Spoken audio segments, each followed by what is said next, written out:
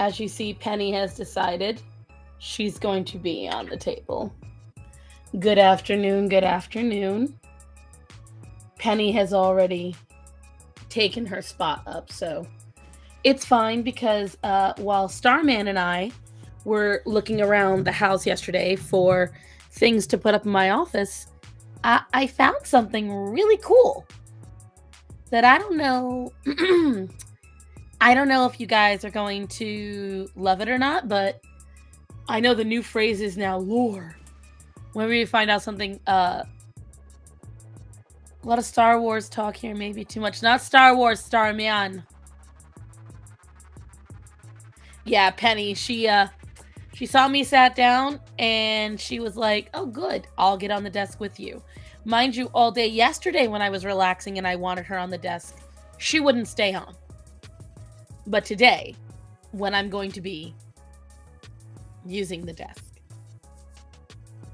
then she's like, absolutely, I'm here. And Greta's behind me if you heard that whine. Now she's next to me, blocking my way as I need to get up and get my books. Excuse me, Greta. I unearthed something, guys, from my closets. Now, I don't know if I've ever shown you guys these things, but I've unearthed some very old drawing pads. And some of them I have to check to make sure that there's nothing personal in them. But there is a lot of artwork from back when I was in Rhode Island. Very old deviant artwork. Like right after high school artwork. As you can see by the layer of dust. What kind of tea would you want me to spill, Captain Fluffy Paws? Let me see, like a lot of it is, let's see. It's one of my favorite drawings from when I was younger. Let's see, these are from 2010. So these are from around the time I stopped drawing. Okay, so then we'll start with the oldest. Now, I don't know how well you can see that.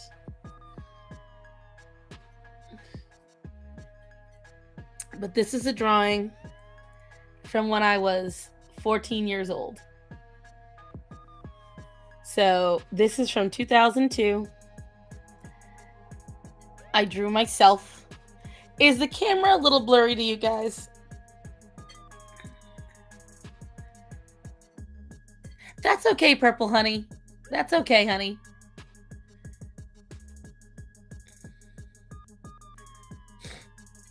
Choco is always late. That's the secret. She's always late. For the drawing, yeah, it's blurry. I wonder why. Let me see.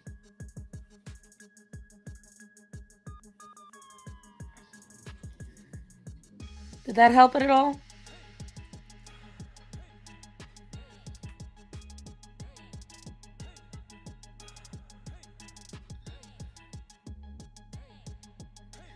I mean, I will say it is on, this was from when my dad still worked at the Army. And so, it really is blurry. You were born in 2001. You were a year old when I drew this. Okay? I drew this in 2002. Your kitties were having a row. Yeah, my cats have been fighting all day. Now, I'm pretty sure part of it is because I just got back from frickin' whatchamacallit, Texas, so. This was the character Cody, apparently, that I made. I have no idea. I was very inspired by Princess Mononoke.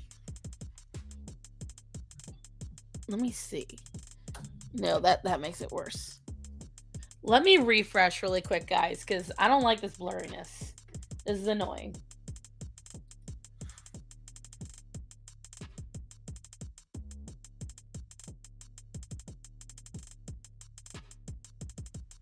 There we go. Much better. I guess I had to refresh the page. I was 14 in 2002. It was my freshman year of high school.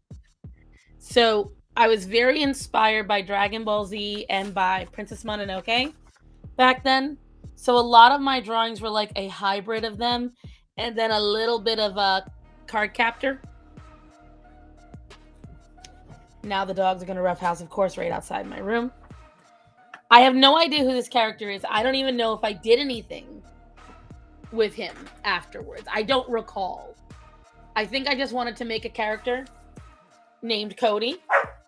Who, really, Greta? Yeah, much clearer. I think there was an error with the connection. It is raining and storming out today, so... God, you were all babies. My handwriting has not changed. My handwriting's still shit from when I was 14.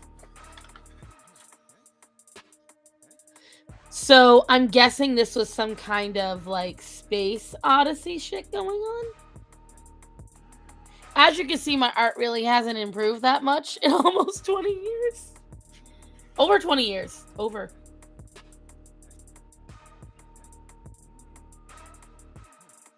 I was definitely stylized. Horses were my thing. I was halfway elderly in comparison. Yes, Tarzan after a drunk day. This is me and Guy. He's got a very He-Man-like thing going on here. We were in a ceremonial battle, I believe. This was August. Guy, and I think it was a warrior version of Fang.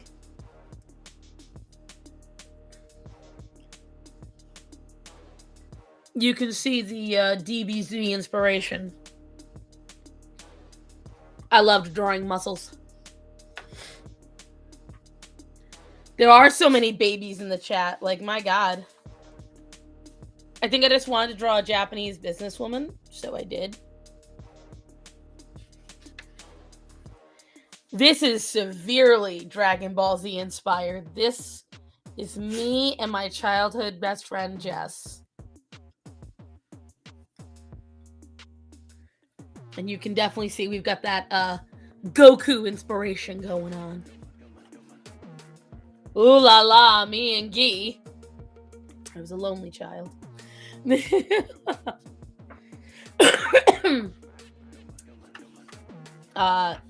I want to say this was inspired by fucking whatchamacallit.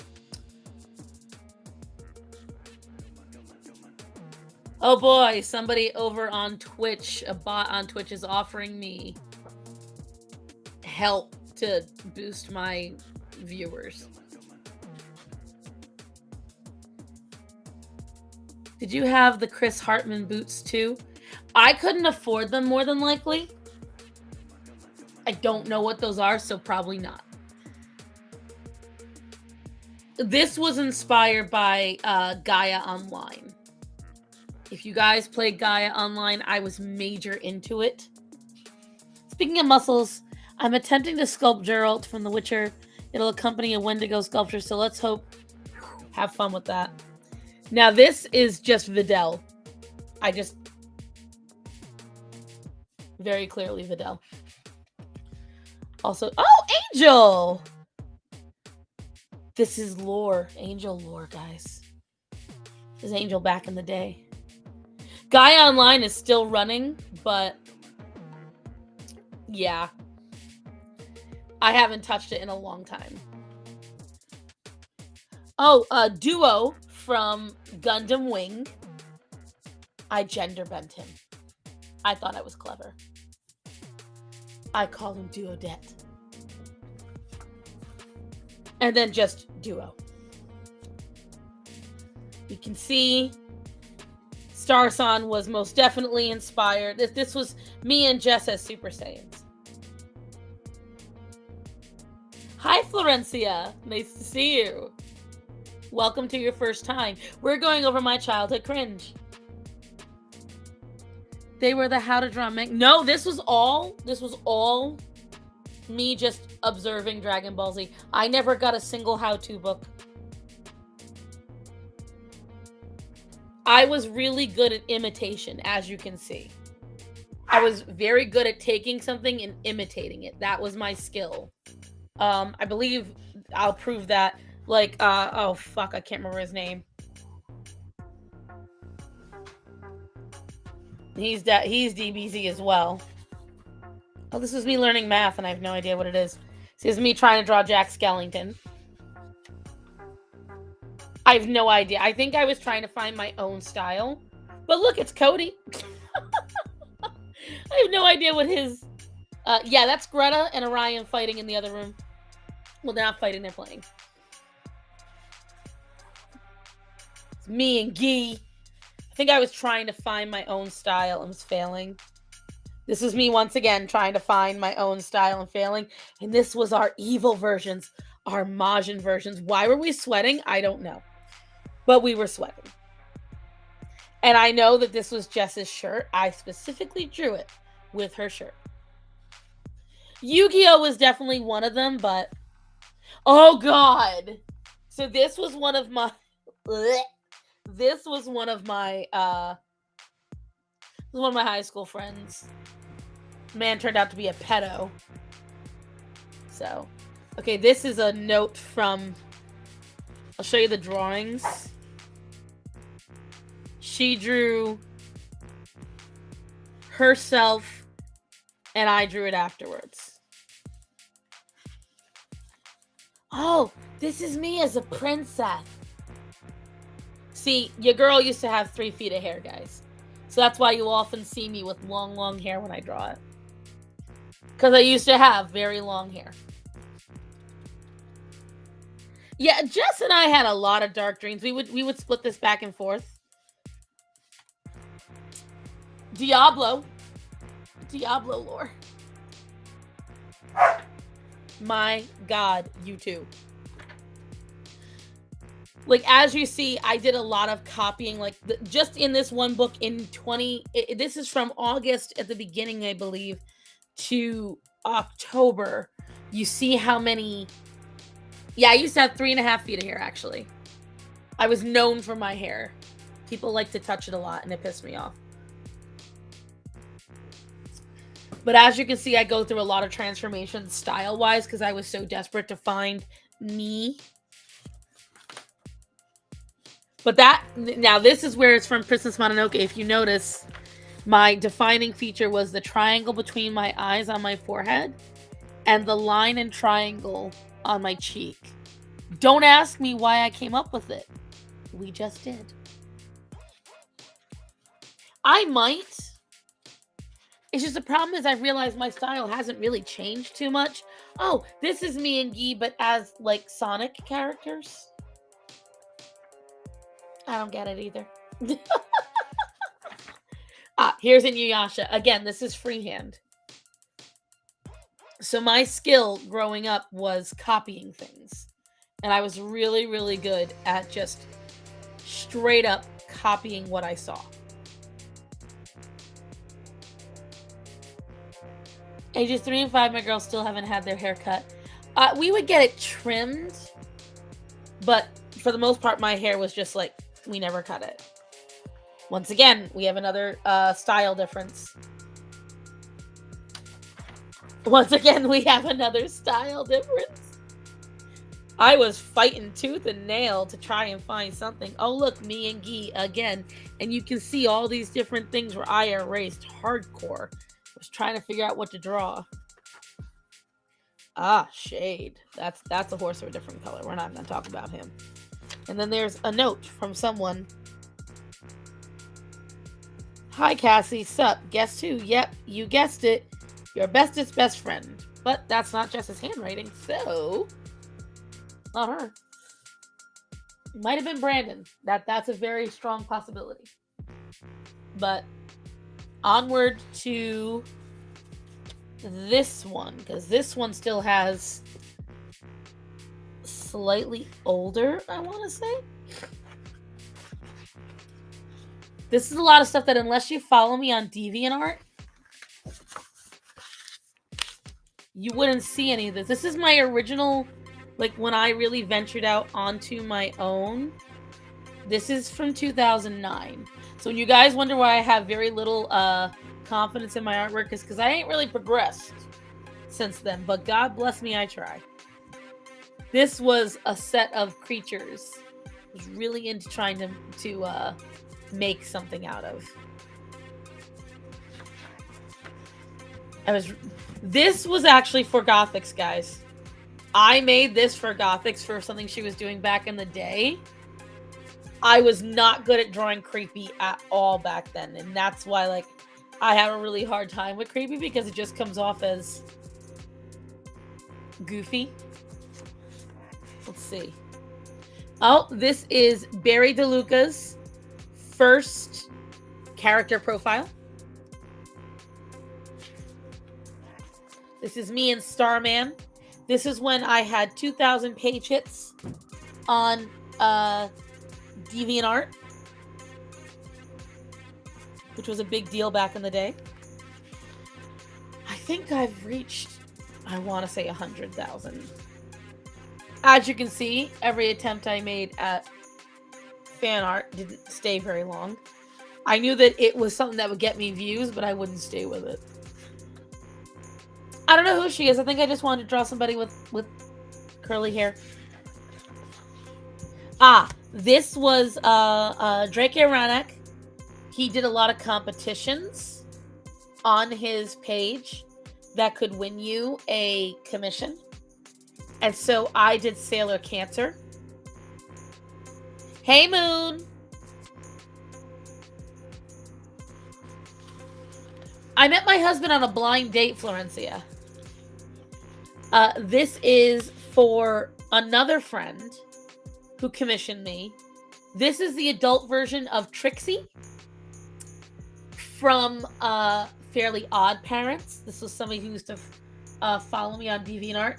He loved Trixie. He loved her being this, like, Taekwondo karate master. And so he had me draw her like this. This is the first commission I ever had. This was $20.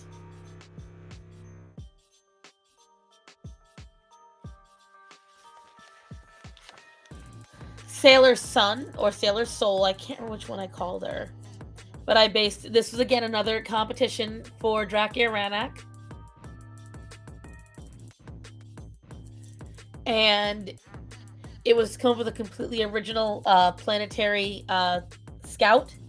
And I based her off of Icarus, which is why she's got on the heels of her feet, because when Icarus fell, I had the burnt, and then on her fingertips, because she's always reaching for the sun, so it was like, you know. I did some lore on it, okay, guys? Oh, depressing artwork, because Starson used to be a depressy Bessie. Spicy artwork, because, again, that was me. This is for, as a matter of fact, guys, this is how crazy this is. Well, at least to me, it's crazy. Who here knows the Odd Ones Out? Does anybody know Odd Ones Out?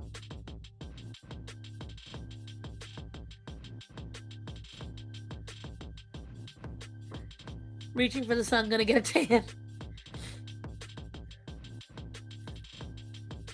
So one of his storyboard artists, Julia Klimas, I used to be friends with her. And she and I used to split artwork back and forth. And we used to follow each other on DeviantArt and talk, and it was great. And I made this for her, and she made art for me.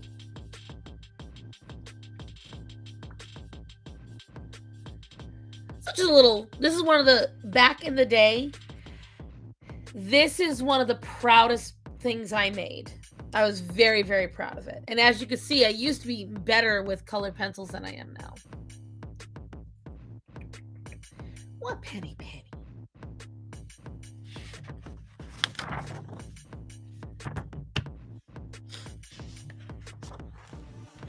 I think this was a sexy version of Angel.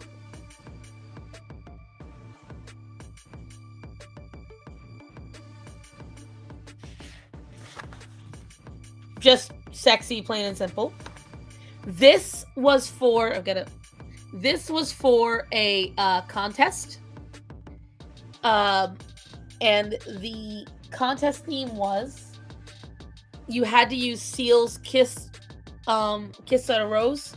I can't fucking remember how you say it. And even I, looking back, am a little weird about the story on it. This was for a friend. You can barely see it. This is Dr. Spock as Gandalf the Grey. This was me because I was extremely messy back in the day. This was me fighting the mess in my room. Star Sunken Apps, I did not draw. A friend that I no longer am friends with drew that. Jessica Rabbit. Again, you can see every time I would think about drawing fan art that I knew would get me views, I would cringe and then say no. Another Nip Nappy drawing. So, this one, where is it? Do I have it up here? I redid for an Inktober. Pretty sure I've got it right here.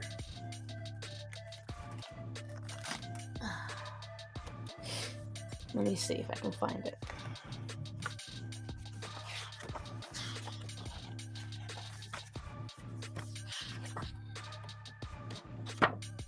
Gotta find it. So I did it, I believe, on this year. Here it is. So here's the original, and I loved this drawing, and that I had a really bad habit back in the day of once I would make a drawing, I was terrified I would destroy it because I wasn't as good at coloring. So I would just leave it alone. So in 2020, I revisited this drawing for Inktober. One of my favorite parts about this drawing, even back then, was her hands. I was very proud of her hands. I was proud of her hips. I was proud of her expression. I did not directly copy that the second time around, but I think I did okay. What do you guys think? It was Hocus Pocus inspired. A little less, I'm going to eat you, and a little more, I'm going to eat you. Like, like she's making slaves. I had a whole lore behind her, you know. And then I was afraid I was going to ruin it, so I didn't do it.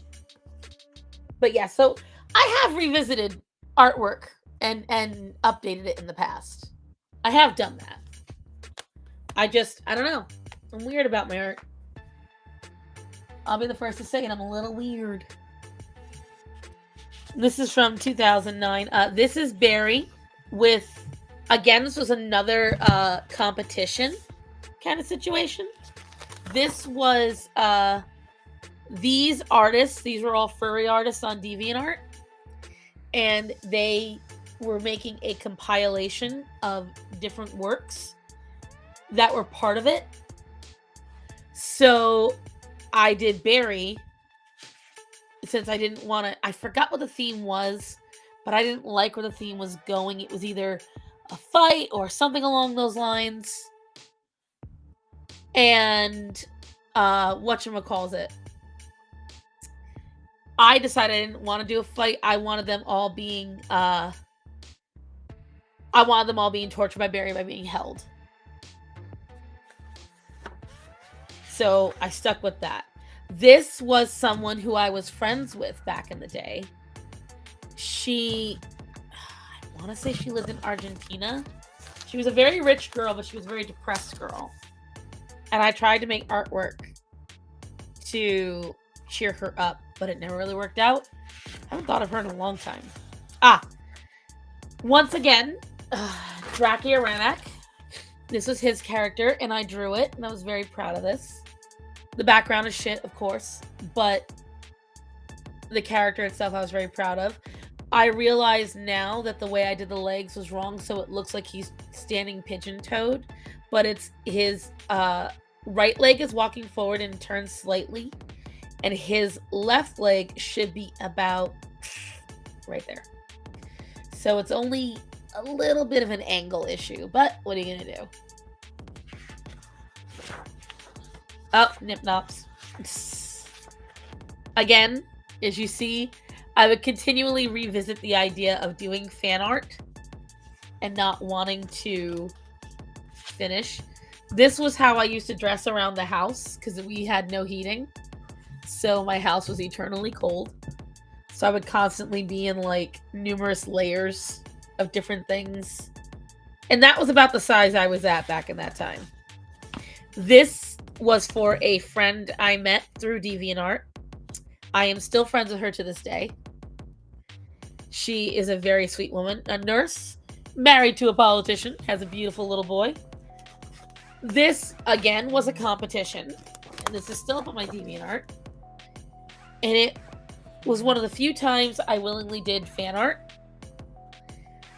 And it was like a behind the scenes of Avatar.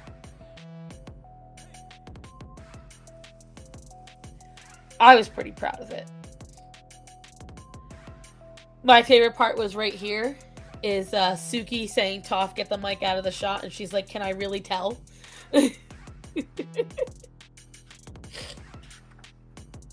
Oh, this one, no nip nops are shown, but this is Forest and Red being skanks. Let me see, I gotta make sure no nip nops show. Oh, Harley Quinn and Poison Ivy. No nip nops, but again, this is where I would think about doing some kind of fan art and not doing it. If anyone has ever seen Girls Next Door on DeviantArt, this was fan art for Girls Next Door, the Chicken Revolution.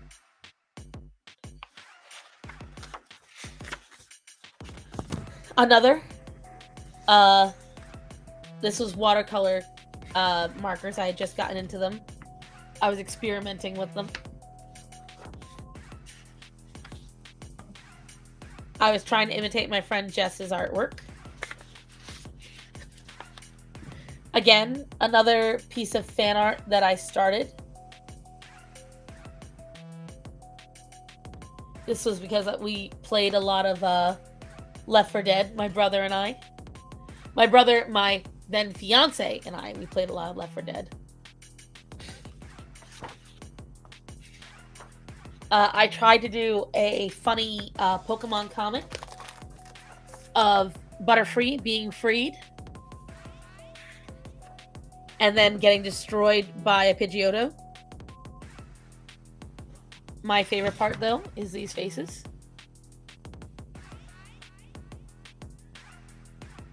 When Butterfree got freed at the end, and then, you know, all that jazz. And Ash lets him go. But a Pidgeotto kills them all. This was a comic I made for a friend I'm no longer friends with. This is me and said friend that I'm no longer friends with. Oh, this is a character sheet for Aviana. I was very proud of this. See her making out with Red, her and her mother.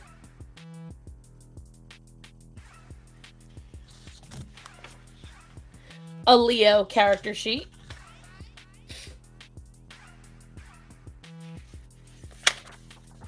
Aviana as Cher. I always love this picture.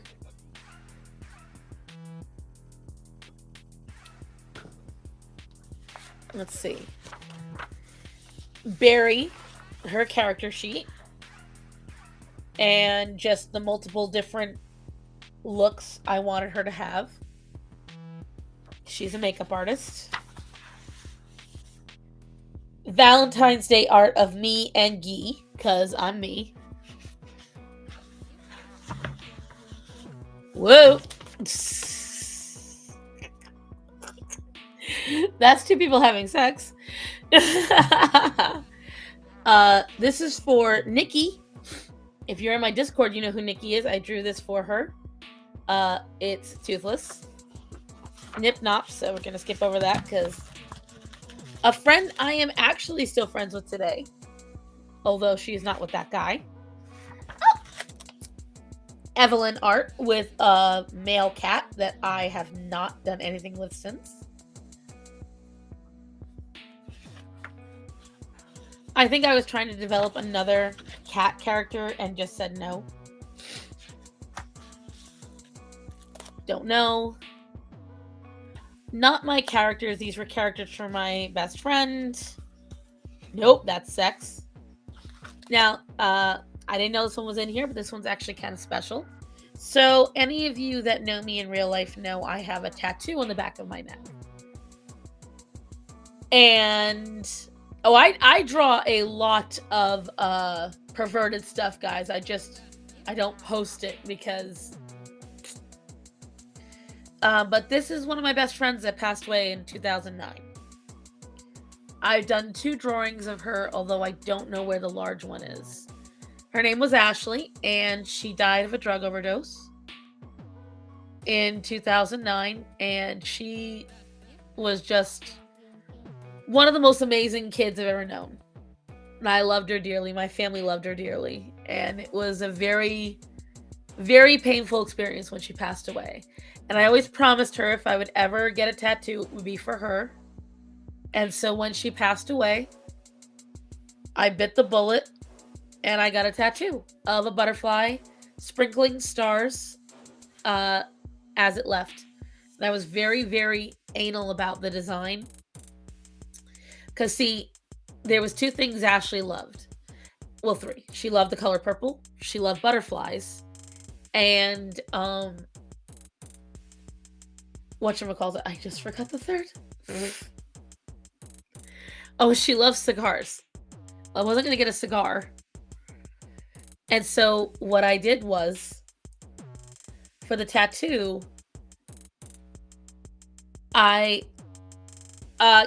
can one of my mods get rid of that?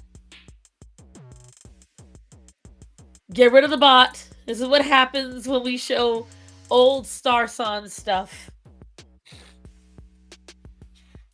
But yeah, Ashley was something special. I miss her dearly.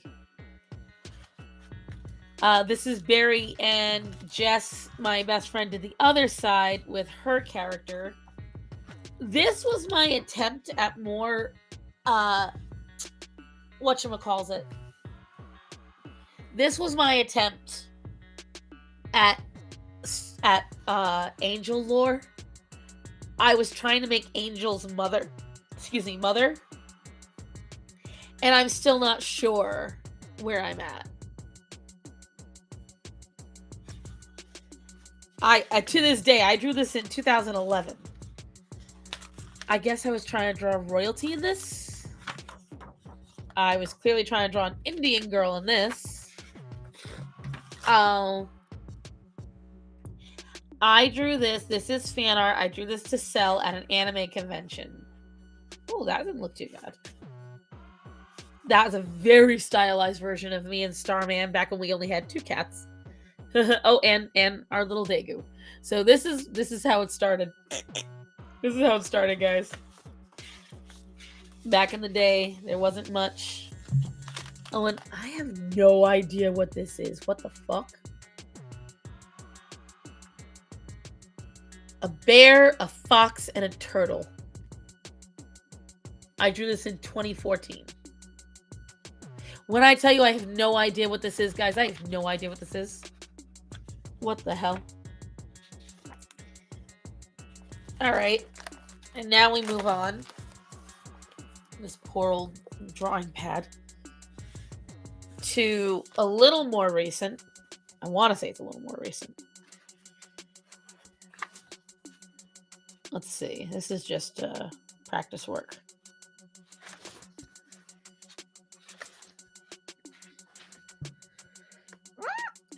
Maybe not more recent. No, this isn't mine. Okay, this is me just having fun. I don't know why I drew this. No one will ever believe they're real. Dr. Shoddy Fraud's phony locks. I don't get it.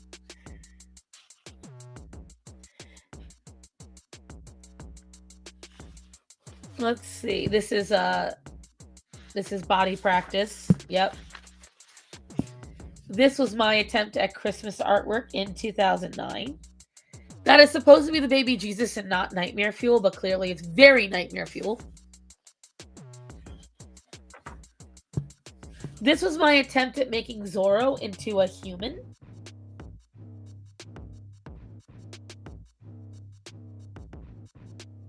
I did not go anywhere with this. Oh, this is my baby. That's my drawing of Zorro. Fan art I did for a follower on DeviantArt of Bleach. I don't know who any of these characters are.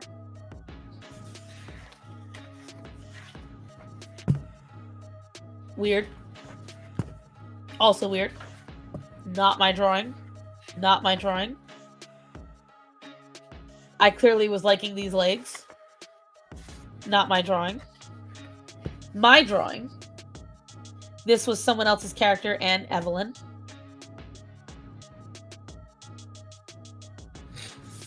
Let's see. This is a character sheet for Guy.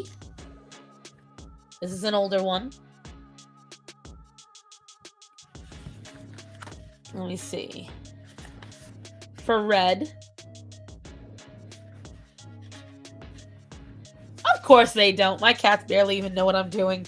They'd rather lay on my drawings and look at them. Leo. Aviana. I wanted to draw some kind of like mech'd out rat scientist. I don't know. Kind of like him.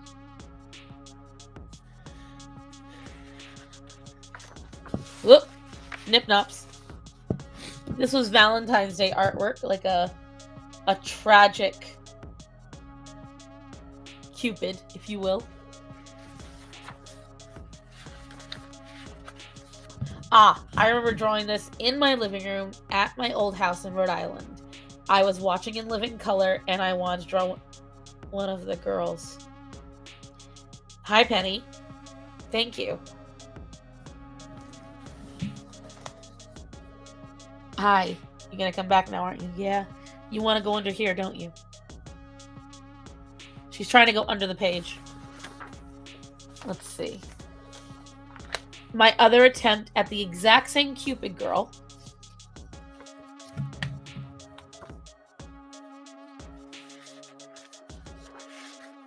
That's nudity. That's nudity.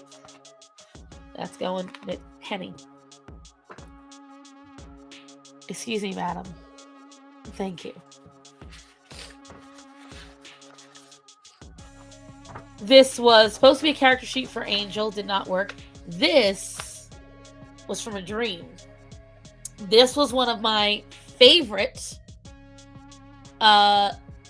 drawings back in the day. I had this dream about this fallen angel, and I couldn't get it out of my head. Child, you will not stand on my keyboard. Thank you very much. And it's one of my proudest drawings because I actually got out of my head what I had in it.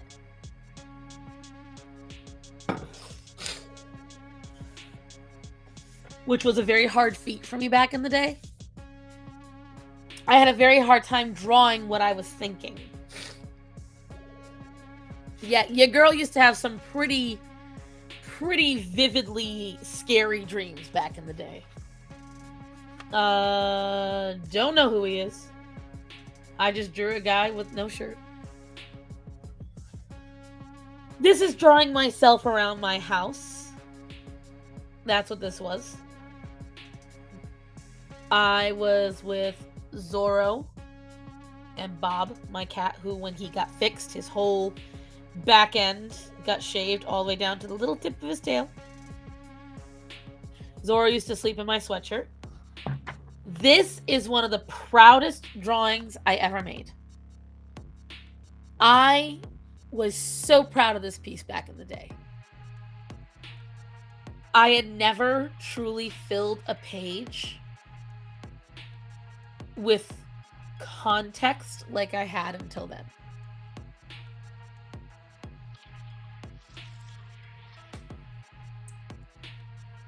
None of these are for sale. These are drawings that I did back when I was a kid or in my early 20s. Like, this one's from 2010. Like, I drew this years ago. And it took me months to finish this drawing. And some of them were meaningful. Like, over here, this was all musical notes and rainbows. Just rainbows, plain and simple. All my characters, and it's in a silhouette of a person, like they come out of my mind. My crazy, happy, bubbly nature, robots and monsters and all sorts of crazy stuff. I loved the plaid. And then I just like drawing mouths, and I like drawing eyes and then stars, and I just wanted everything vibrant. That's raise the serotonin, right? Like, this thing is definitely star vomit. Buy the rights? I can sell a print of it. Oh, this is me and Starman back in the day. Because we were still engaged. This is me drawing Zorro again. Oh, this was me and my friend Jess. Again, we were very, very, very close friends. We ended up always buying matching shit, because we always go to Target. So we ended up buying the same slippers, the same pants, the same robe, and the same shirt at the same time. This was my attempt, and I did it for a couple of drawings, of doing a new style. Again, I guess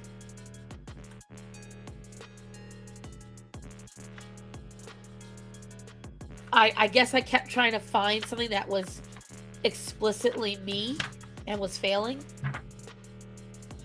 Again, this was me in another outfit I bought from Target. I liked drawing my little outfits. Hello, Penny. You're back. Hello. This was me shooting somebody. I don't know who. Yeah, I drew a lot. Oh, this is me holding a Buzz Lightyear toy. I guess Penny doesn't want you to see anymore. Yes, Penny.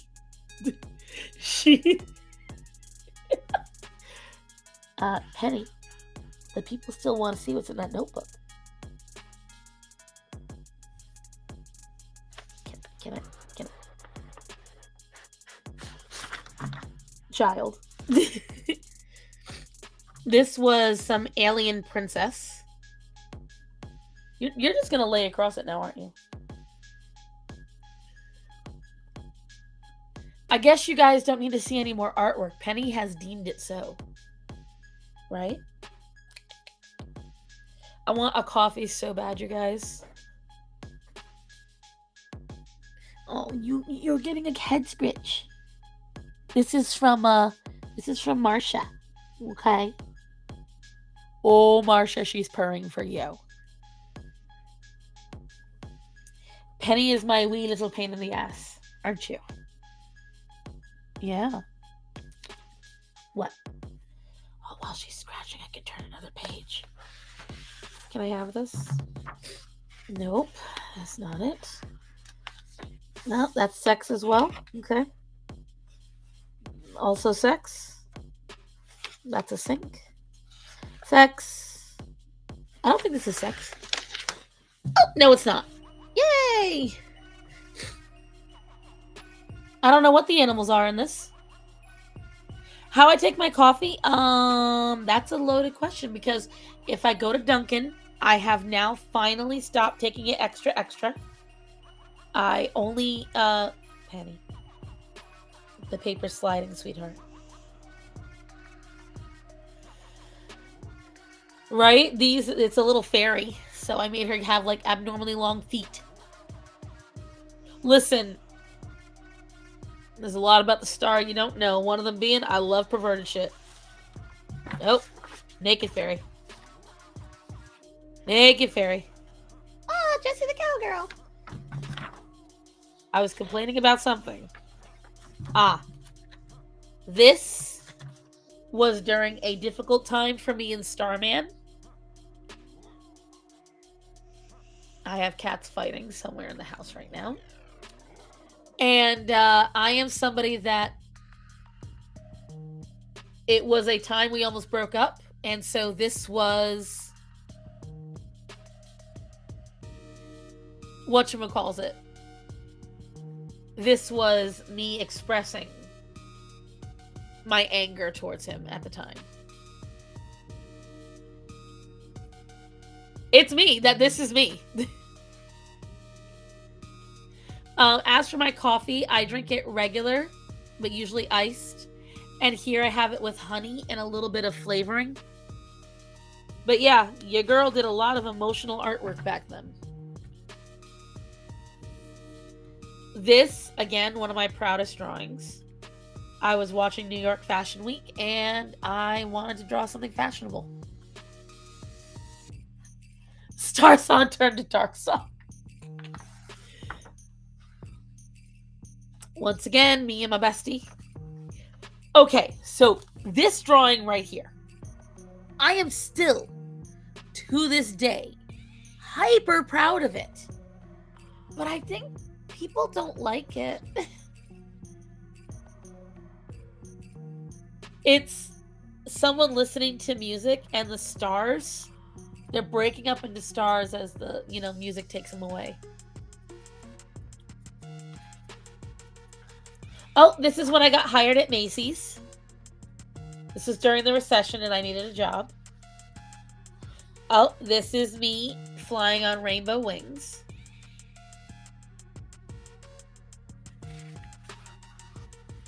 That's my attempt at an up-close shot. Drawing of me and Starman. Clearly we made up. Let's see. What else is there? Me hugging a dog. Harley Quinn and the Joker. This was the world's loneliest lioness, and I cried when I found out about her, so I had to draw her. Cringe, cringe, cringe, cringe, cringe, because I did not know these were brother and sister. Someone asked me to draw, oh fuck, is it Vocaloid? They're part of Haruho, oh fuck. Miku. These are, more characters from Miku. And someone said if I draw them, there's a song where they sing and it's very romantic, Vocaloid. I didn't know these characters were siblings. I thought they were just a couple. And so I drew them all, like, romantic and sexy. And then I found out they were siblings. And I was like, why would you tell me to draw this? Why? And the worst thing is I'm still so proud of it because it looks good. It's unintentional. Like, I was like, so I don't post it anywhere, even though I'm so damn proud of it because it does look good. Oh, I was so mad. I was so mad. You guys don't even understand. Oh, this was my attempt at using watercolors. Because, see, I had a whole, like, series planned. A whole series planned. I had them ready to go. No, you don't understand, Moon. That was the fandom. It wasn't just one. Oh, that's sex. What the fuck? I don't even know what that is. Another Vocaloid one. Another Vocaloid one. Yeah, after finding out they were siblings, I wouldn't do it anymore. So, that's another trip down Starson Lane. I thought you guys would enjoy that. Starman and I, yesterday... Yeah, Penny is still sitting here. She's snuggled against the TV now. Because because I kept turning the page, so she's mad. But we were doing a lot of work yesterday, rearranging stuff because I wanted to redecorate the office for the rest of the year. If you're a patron, you'll see it, but if you're not, you'll have to wait until I, whatchamacallit. You will have to wait until my next videos come out this Thursday. That's my toiletry bag from the traveling.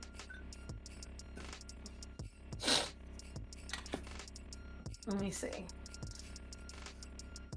You know, I never announced on Instagram that I'm live. What,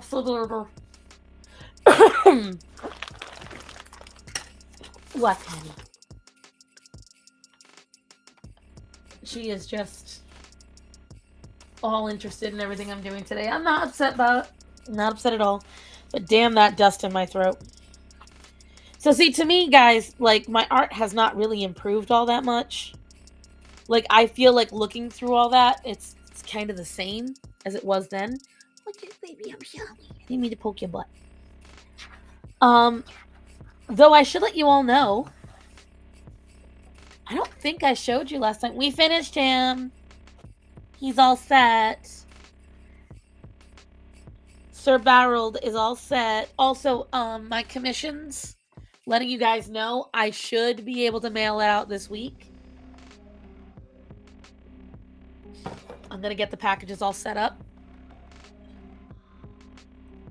Yeah, fan art can go into very dark territories. And again, this is why I started not liking it, because I found out something that was aesthetically pleasing might be really fucking gross.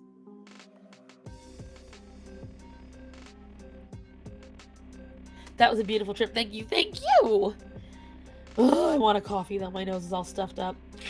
But because a lot of the stuff on those books are from Rhode Island, and in my old Rhode Island house was a lot of black mold, so a lot of that black mold is now in my nose. But I digress. We finished Sir Barreled the Mantis Shrimp Guard.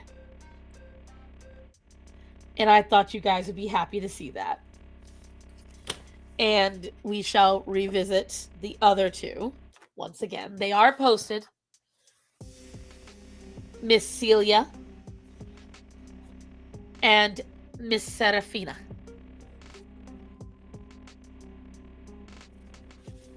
So now what we gotta decide, because last week we did Merfolk last week.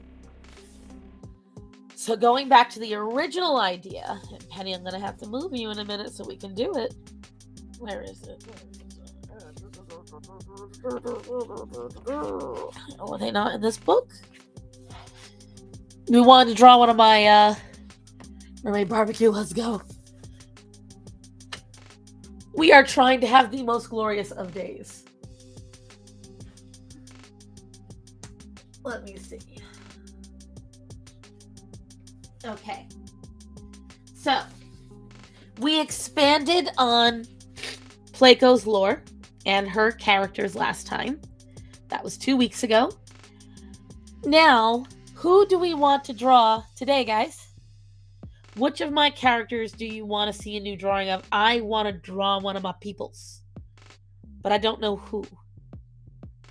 You've seen a lot of angels, so I don't want to draw her, and I gravitate towards Aviana. I guess visually she's interesting to me. I'm not going to move Penny. She's being good. She's not peeing on anything. She's not fighting anybody. She's staying right where she is. What do we think? Hi, Pink Dolphin Milk. You've been quiet.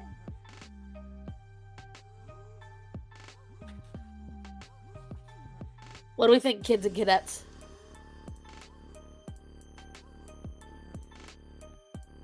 Orange hair girl. That's Placo. We already did her. There's Helga. Pinkie Pie. The guy in the far left in the green shirt. So, Forrest with the skull. No one's got a skull. Oh! That's not a skull, it's a mask. Do you... All right, so Helga or Forrest? Let's do a vote. Helga or Forrest? Context. Helga is the millennial death doctor, okay? She's like Instagram girl, but she's also like, oh my god, so totally like into death, and she so totally does her job. Whereas Forrest is in the boys' friend group, grew up with them. He is, I want to say, part of the nobility potentially. Whoa, everyone. Okay, Helga it is. Wow, everyone was ready for Helga. I look up and it's just like Helga. Okay. I got you. Helga it is. Who, by the way, I have actual merch of. Because I loved her and I developed her during the pandemic.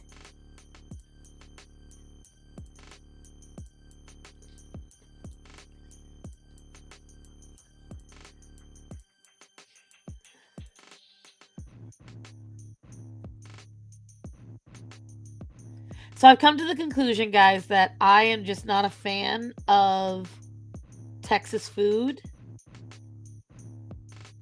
It never feels like it's got enough flavor, ever. Helga is a cutie. She's a major cutie.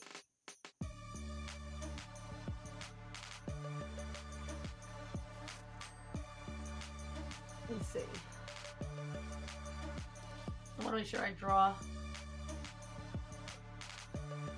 Let me get up some of my past images of her.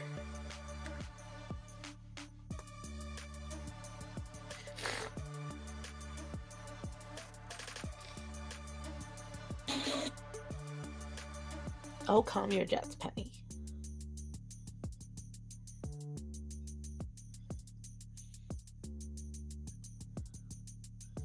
As a matter of fact, I've got Helga. That's one of the images of Helga. Okay. Oh, I hate when Instagram does this. It's so annoying.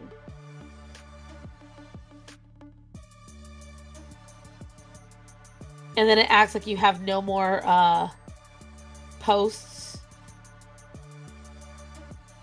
And you just want to slap it. Let's see.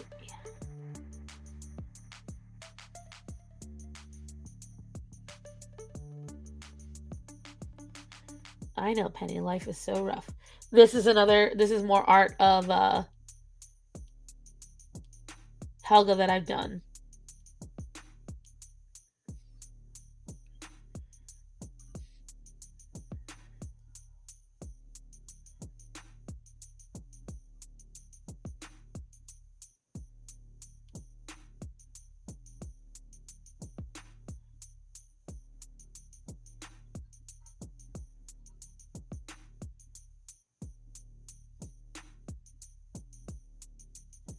Trying to get to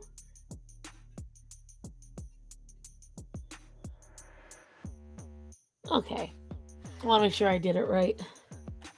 Because I definitely draw her as a little bit of a sex kitten. Like, she's got a bit of a roundish face.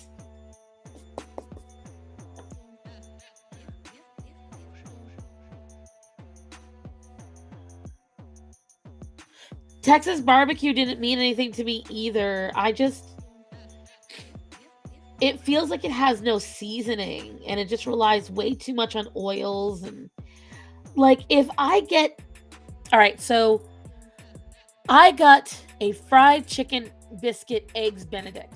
Okay, it was the first meal and possibly the only meal I had that day because I didn't eat a lot while I was gone.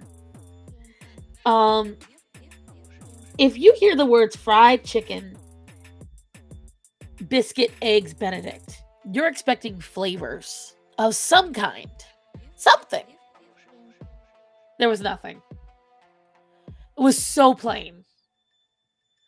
It was like the hollandaise sauce looked like it should have flavor, but it didn't. It was just overall, this is my second trip to Texas, and I'm not impressed.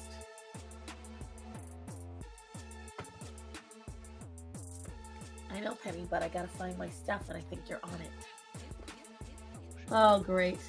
So, Matthew did say that the cats fucked around with my desk a lot while I was gone. And I don't see my eraser or my pencil leads, guys. Oh, well, there's my eraser, and I think... Nope. Just my... Oh, there's the pencil leads.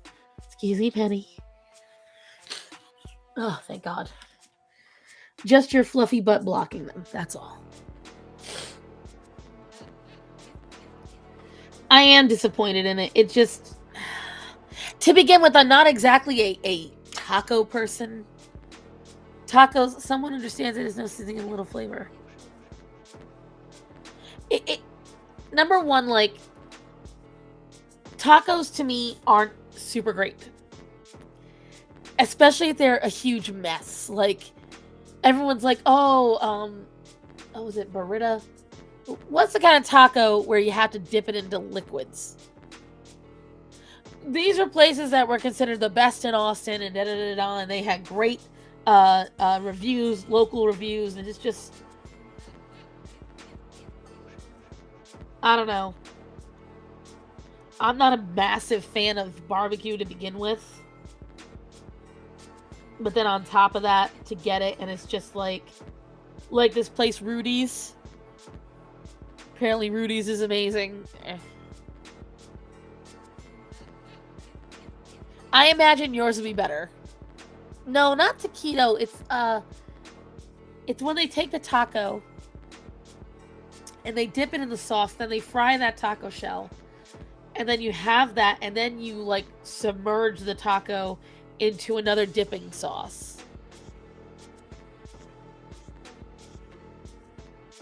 See, I never had a Texas burger, so I can't speak on that one, Moon. But I will just tell you, personally, as someone who comes from a state that is very big on flavor, I've just overall been unimpressed. But I also find most of the South has little flavor.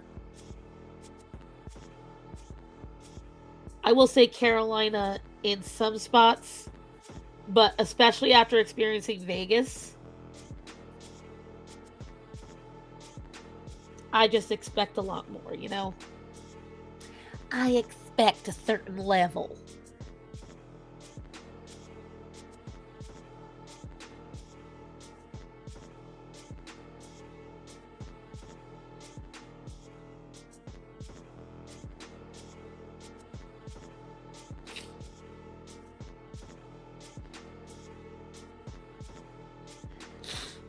Let's see.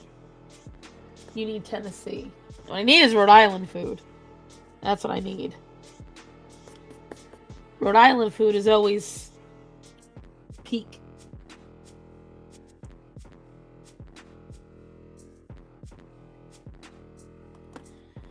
Always the peak.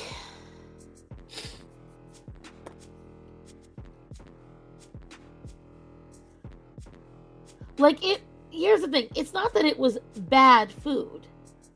It's just...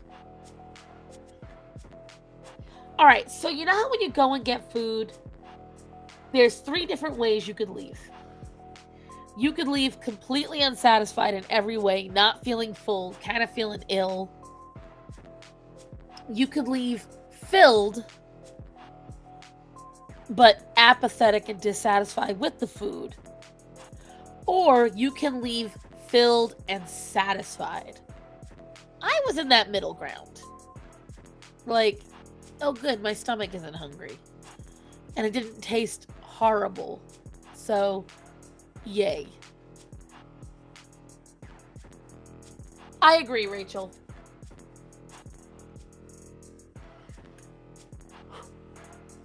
Are you happy, Penny? You seem very happy in your spot.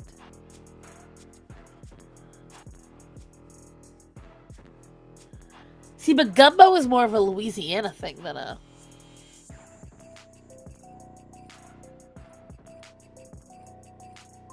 Hey, babe.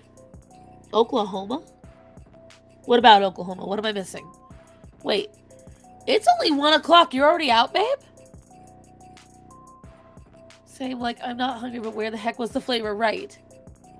That's how I feel about my cooking. Middle ground is provided. See, for me, I always try to make sure that my cooking, when I cook, I walk away like, damn, I did good. Like, that's my goal. Well, I mean, he's right here, babe. How often do you hear me praising my own cooking?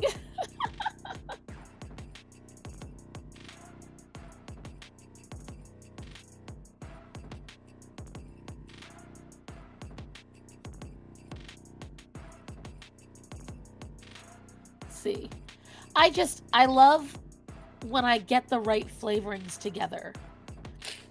When it all works out exactly how I want it,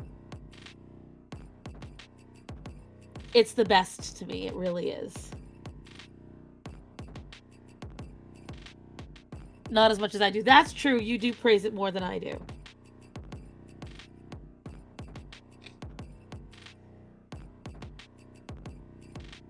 Your music is playing, by the way, sir.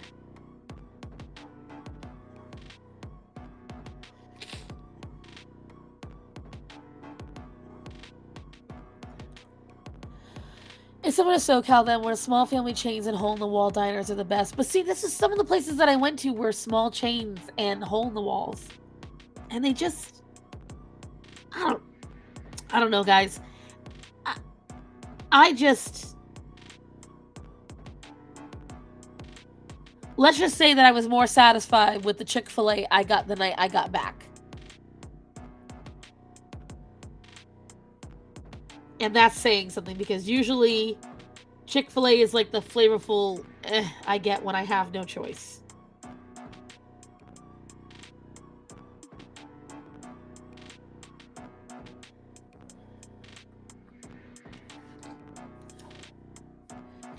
I don't like how she's turning out. I'll be on my way soon. Good. When you get here, you can entertain people. I want to make a coffee.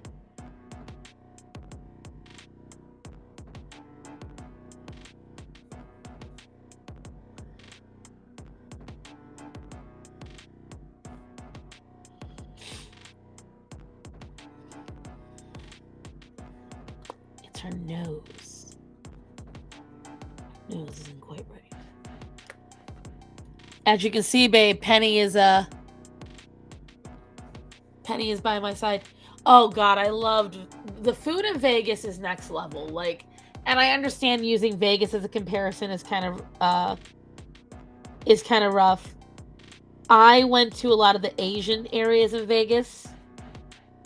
Like, oh, Chinatown in Vegas was fantastic. 888 Japanese barbecue, peak. Somi, where they sell the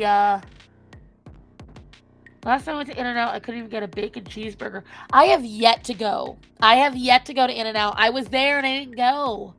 I want to go to Whataburger and I want to go to In-N-Out just because. I will say this, if you guys want to eat phenomenal food, Vegas. For nothing else than the food.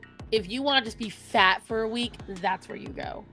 They really do make sure that you are eating the best of the best. And even all my, thank you, Penny. I'm sure they all want to watch you cleaning your punani on screen. Next time, try Ohana Barbecue. Is that in Chinatown? Where is that, Pink Dolphin Milk? Because I will definitely, I don't know when the next time we're going to Vegas, but I will tell you when we go, we are going to prepare for a lot of food. It was like, child, you are moving the camera. Like, you're a good girl. It was like that during TwitchCon, and I treated my friends to a dinner, showed them a 1/4 mile from the hotel was Little Italy because I were eating Cheesecake Factory. Ugh. Vegas food is that good. Because, all right, so my Uber drivers also the same thing. You've got to realize something. Vegas isn't just an American travel destination. Vegas is an international one. People from all over the world come. And they have millions of people and billions of dollars flowing through Vegas every year. So if you're going to be there, you have to be the best. You have to be the best. You don't have a choice. So they're all constantly innovating and constantly updating. I don't recall a single meal that my husband and I didn't really like. I'm trying to remember. But I also... Well, no, I won't lie. There was a burger place we went to that was attached to the MGM.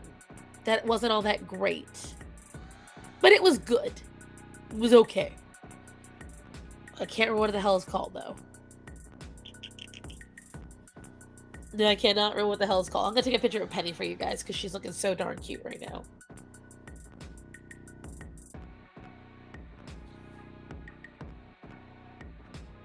She is looking so cozy, chilling with Mama while she live streams. I'm going to post this on Instagram. I think it'll be adorable.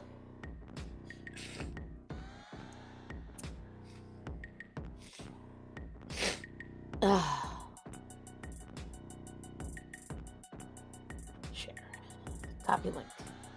Okay. You're all going to join me while I do this real quick? No.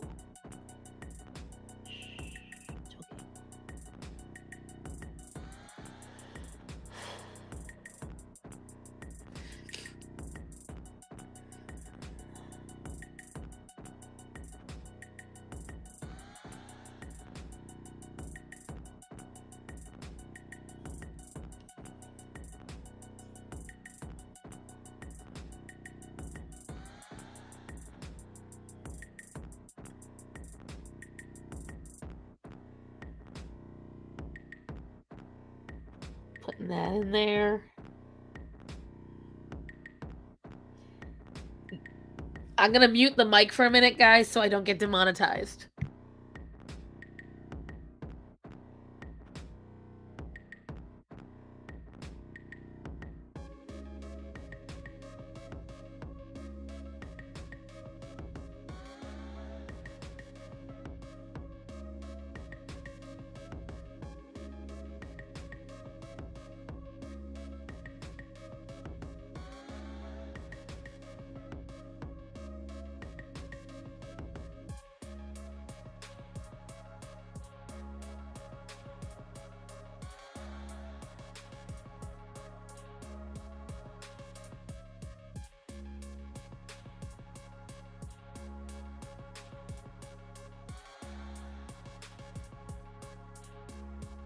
Okay. There we go. Penny didn't like the interruption. She was not pleased with having to hear my music. Penny the show stealer, right? Penny's always been a show stealer. From the moment she entered my life, she's been this way. Yes, such a pretty baby. Yeah? What? Oh, I'm so sorry. She's now my second most expensive pet. Tried to explain that they serve family-style portions, so a lot of food for your buck. They didn't quite understand, so they over-ordered. Wait, where? Oh my. Why did you stop me? It's one of those dumb things where you order anyway and then they do it because secret menu. How is Penny? She has not wibbled or wobbled once. Like, when I tell you guys, you wouldn't even know it was the same damn cat. To this day, I live in terror because one of my cats, Nova, she yowls just to yowl. And so I'll sit there and I'll be like, oh my God, is it happening? Is it happening again? I can never tell. And so now every yowl has me going up in arms because what happened to Penny was traumatic, dude. Like, I am just always ready for it to happen again. And I don't want it to happen again. You should get a girl, though. You're being so good. We'll ignore that you were on my counter last night, won't we? Yeah, we will. Penny is a very adorable cat. Although you can see her anxiety right there. Yeah, I didn't like when I even was around it. She yanks out her butt fur when she has anxiety. Nova like a fuck. Oh my god, you have no idea. Like, she does a full blown like, and I'm like, oh my god, shut up, stop. Don't scare me like this.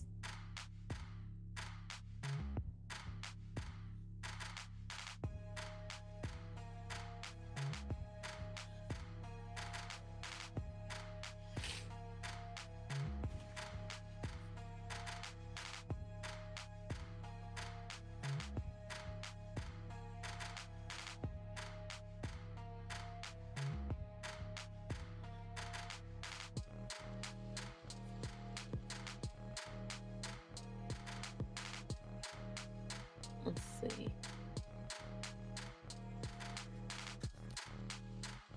Why do I feel like this is all off and I've got to restart? I think I have to restart.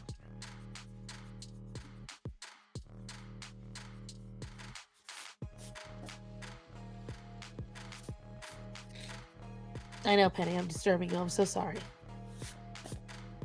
Here. You happy now? Don't you eat it?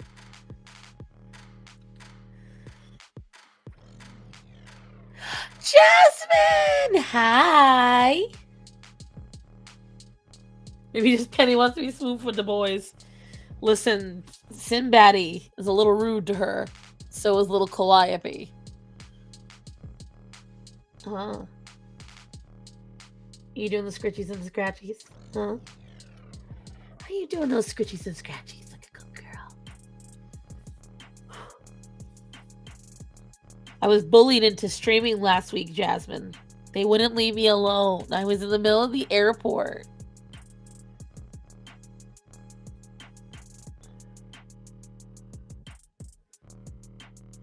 What? Oh, now you're gonna get down? No. Get back here. You don't get to abandon me now. Yes. Here. You have to say goodbye first.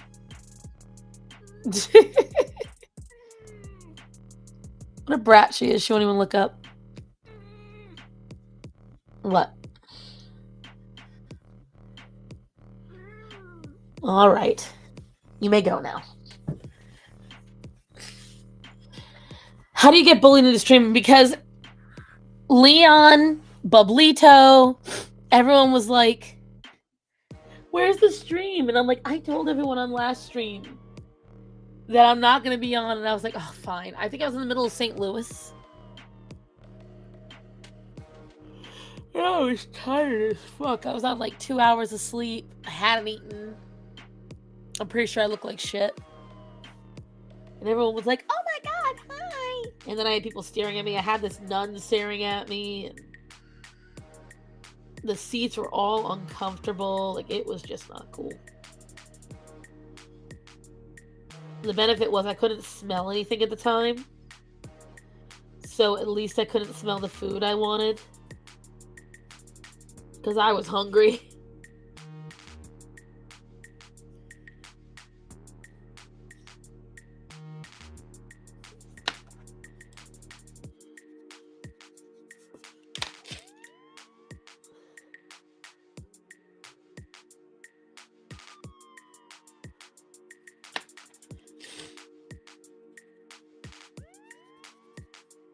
Let's see. I don't care if they stare. People stare at me all the time because, you know, I'm a big woman and I'm loud and shit. It was more or less, I did not want to be rude because I have a very carrying voice. Oh no, I stare right back. Let me tell you.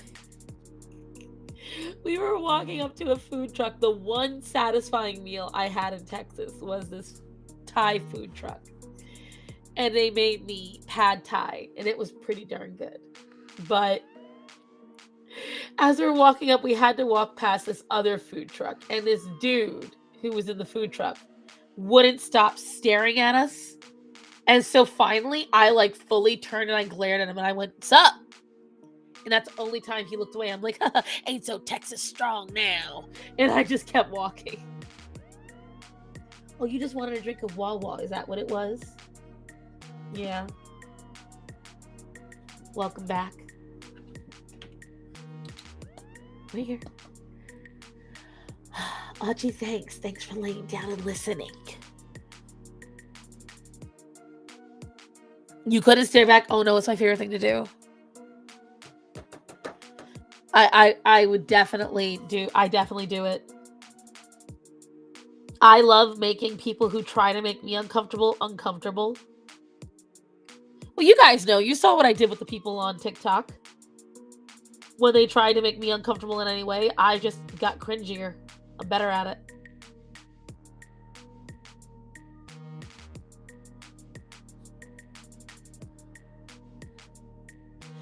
So if you're going to stare me down, I promise you, I will stare back. I'll wave. I'll blow a kiss.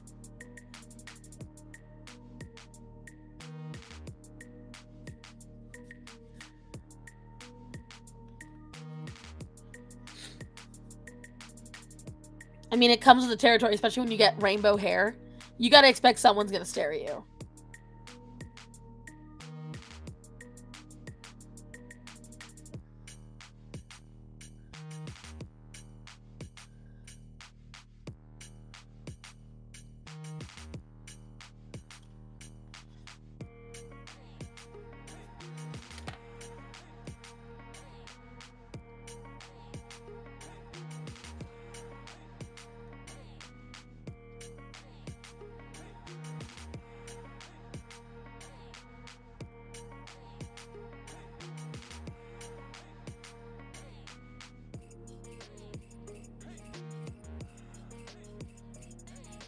Petty, I love it. Exactly. You know me, petty.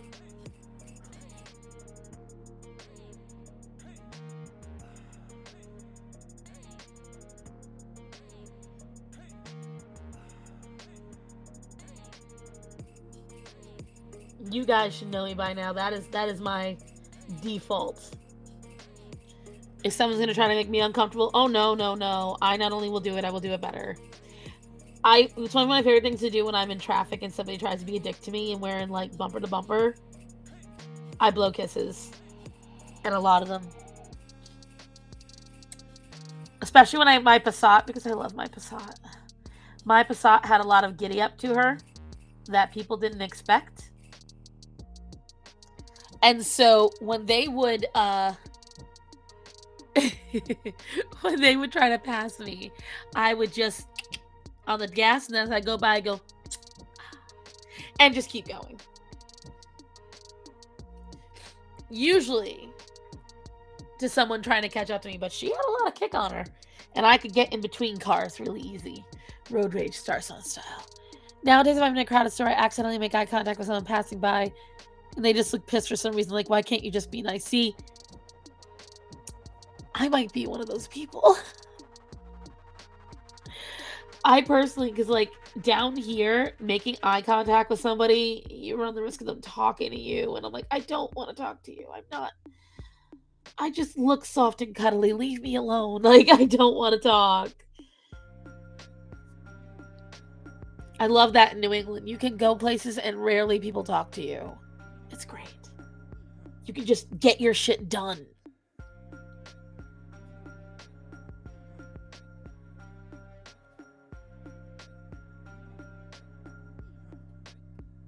See, like, my version of antisocial is not like most people where I'm like, people scary. No, I'm like, oh my God, what the fuck? Just go away.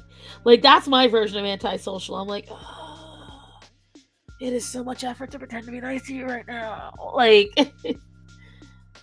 if I'm in a social setting that I'm prepared for, or if I'm in a good mood that day, I can handle it. But otherwise, I will find reasons to be like, oh, sorry, no, bye. And I'll just dip.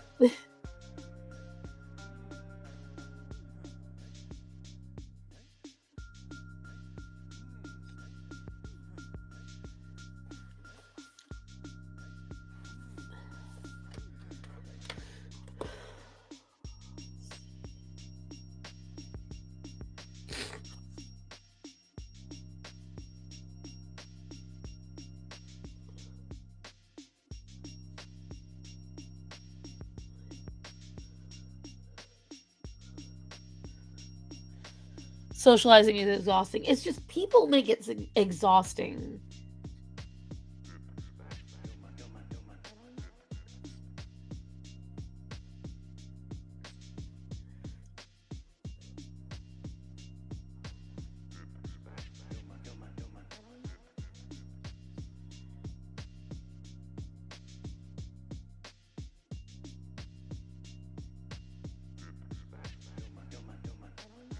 I am hearing Frank Sinatra. Okay. I just sat there listening. I was like, okay, my Google Home is playing Frank Sinatra in the other room for the kittens. Best mate in Wales has a natural resting bitch face. Yes, I've noticed if I don't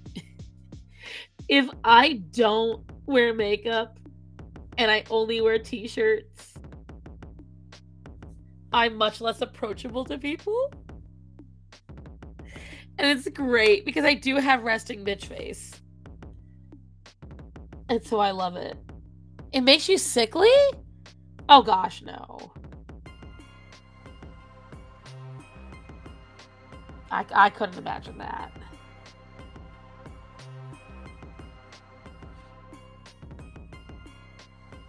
No, I mean, I've done too much customer service for that. Which actually leads me into, I'm not going to go into too many details, guys, but stuff in the Star House has to change. Through no fault of my own, I have to find a new major form of income. And unless I get 1,500 $1 patrons in the next week, which is very unlikely, I've got to get a new job. So I'm trying to find at-home jobs right now. I've applied to quite a few. Just letting you guys know, it's not going to interrupt. I should still have videos premiering on Thursdays, and I should still be going live on Tuesdays. And I am trying to get a live stream started on Mondays as well. But I don't know what it means for now, just because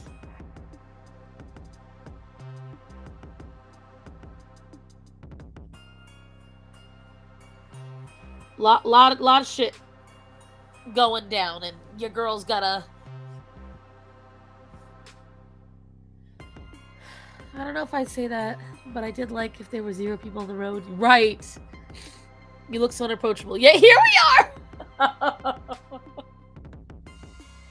I like that. Yeah, here you are.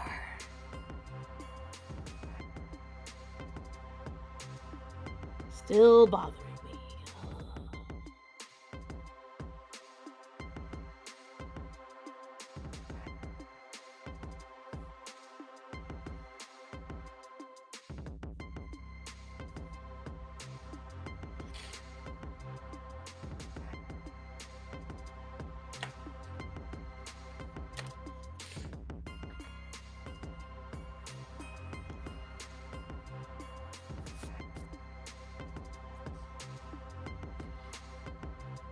Speaking of, let me check my emails.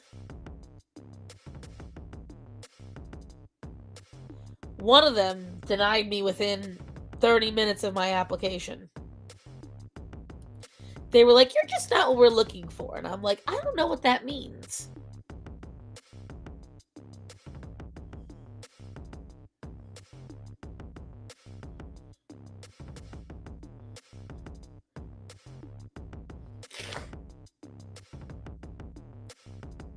Oh, Moon, I just got your message. I will. I will afterwards, though, honey.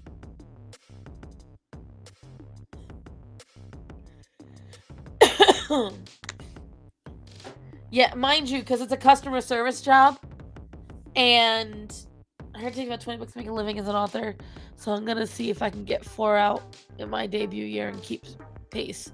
Boom. Send help! I don't know, girl. I don't know.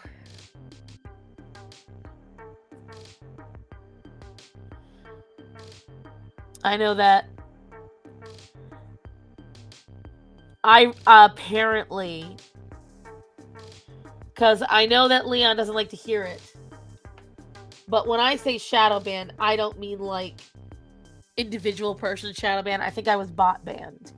And I've been looking more into it with other YouTubers, and apparently it's a lot of the words that I use. So I have been banned. They do take me out of the algorithm pretty quickly. So I have to restructure how I say words. Because if my videos were getting views the way they were the first 2 months that I was monetized, when I was in the algorithm better, then yeah, this wouldn't even be an issue. It's because I'm getting pulled. So I have to restructure some of the things I say. I might start using a voiceover thing where I talk how I'm supposed to, but then afterwards I'll voice over with a fake swear. So like I use obviously the F word and bitch and ass and all those things, but now especially YouTube has officially said it. They are making it so that way if you use those words, you are going to get demonetized. Especially if you use them within the first few minutes of, the video. But we all know that I'm in danger of that. So, my idea involves dealing with people I don't care for, right? It's a major mess, and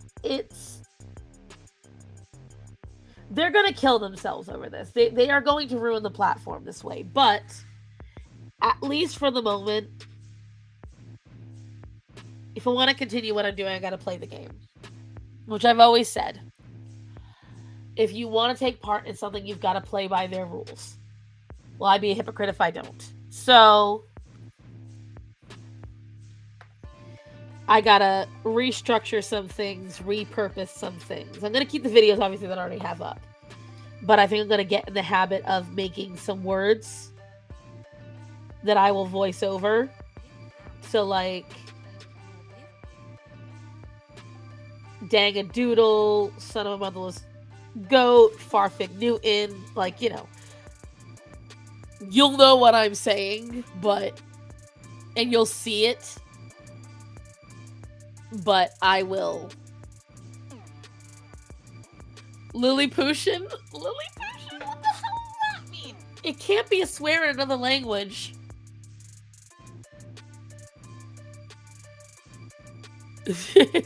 There's no rules. Put your shirt back on. There's one rule. Throw in some food words. Really confuse them. Right, like that's what I'm going to have to do. And so I'm going to record my next videos and see how much I actually swear. And we'll go from there.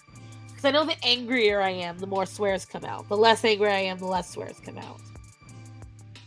And I really hate, I think someone else already used it in the stream, but compelled speech and, telling people they really shouldn't be swearing and da-da-da-da, because if my content isn't for children, like, why do we care if there are swears?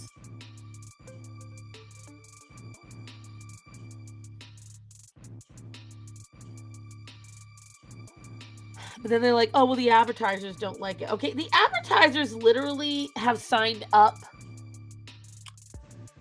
Fucking HelloFresh and Uber Eats signed up for the anal diet during Gay Pride Month. Why are we worried?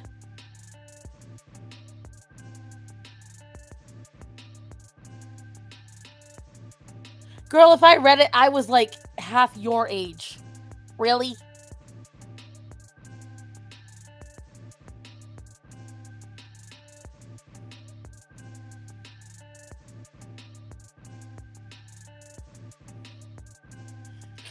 Go fungi yourself?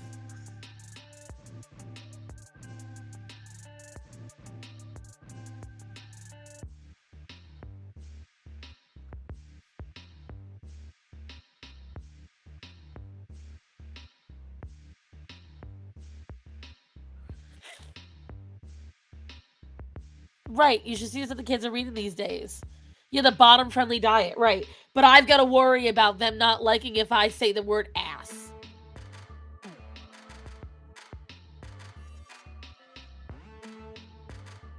See, Rachel, for me, swearing isn't like that bad. But of course, that's because I only think that one thing is really bad that everyone thinks is okay to do, and that's use the Lord's name in vain. I especially get really pissy when people who are atheists use the Lord's name in vain, because I'm like, you don't even believe in him. Why are you saying it? Like, that actually genuinely makes me mad. I just don't talk about it.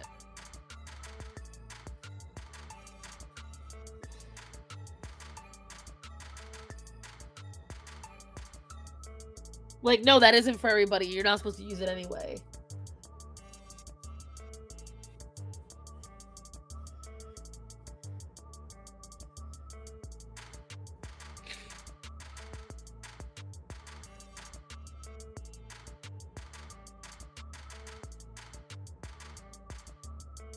We say Arsa plot.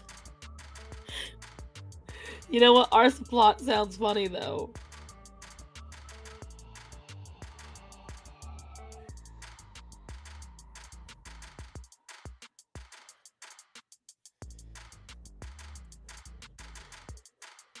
Oh, I believe that's Starman, and I hope it is, because your girl really wants to make her coffee, and I need someone to entertain the masses while I do it.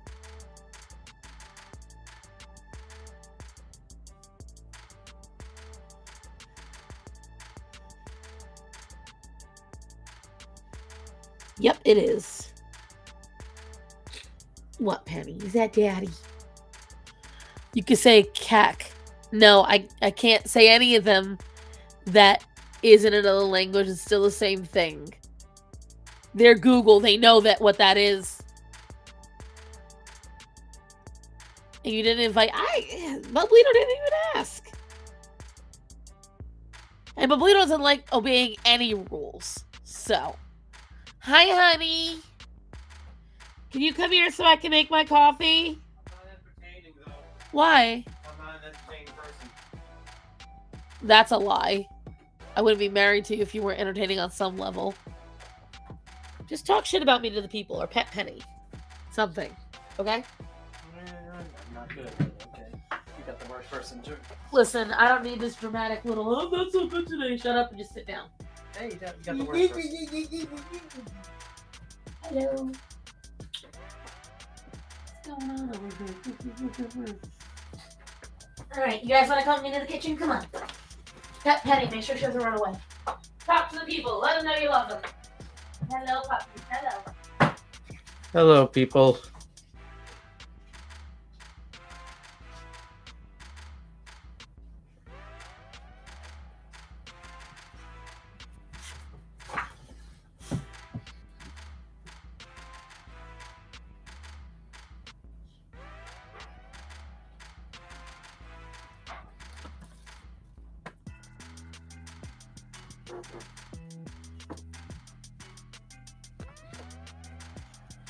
My day tiring.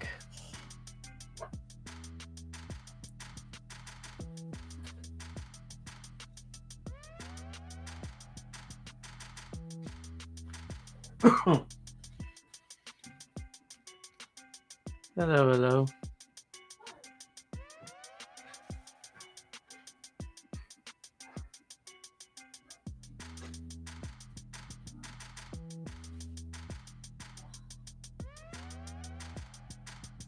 Then why can it not be T-Rex?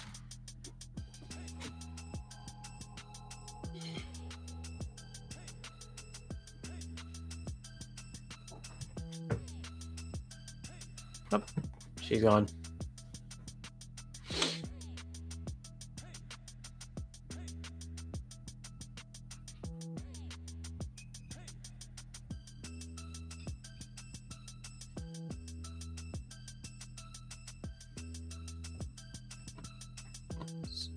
So why not T-Rex, huh?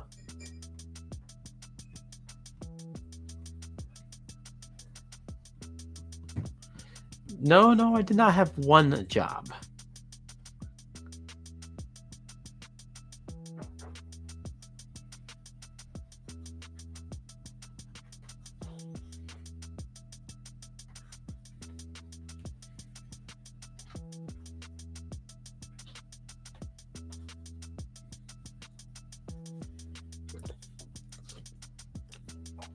But is it basic, really?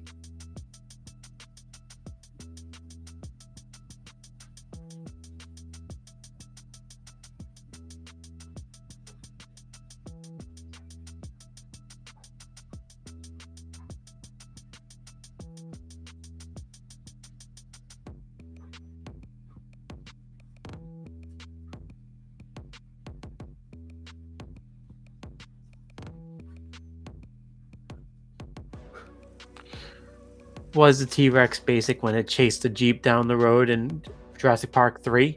Yeah, I didn't think so.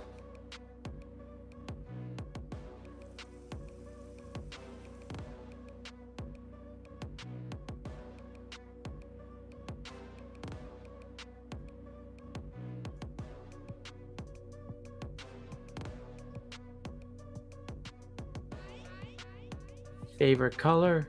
Give me pink and black combo.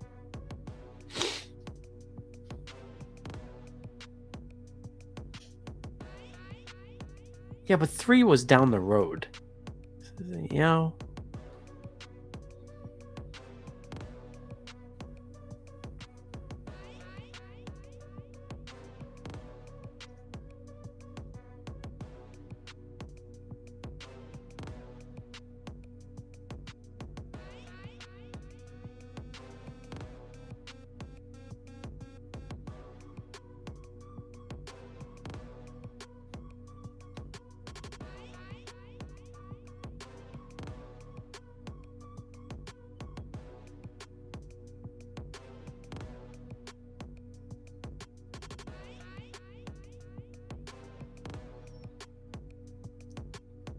Hey, be nice to the T-Rex.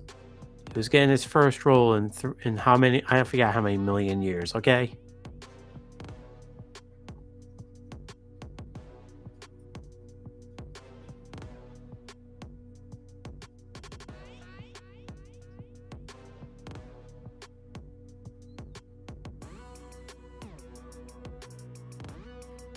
Now, see, that one's tricky. Because a lot of them are mischievous.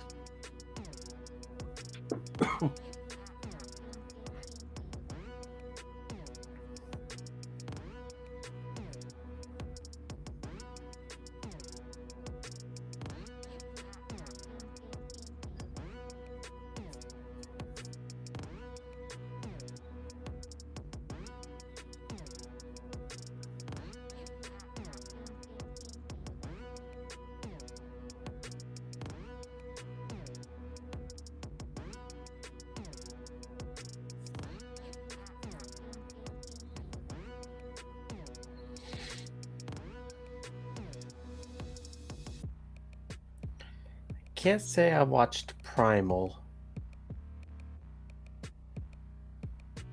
I don't watch much other than anime.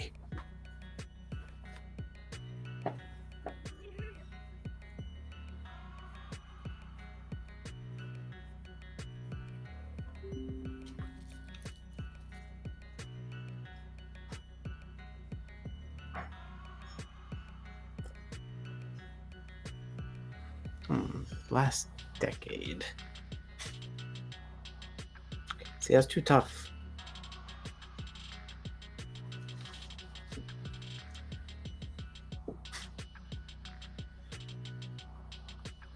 Voltron.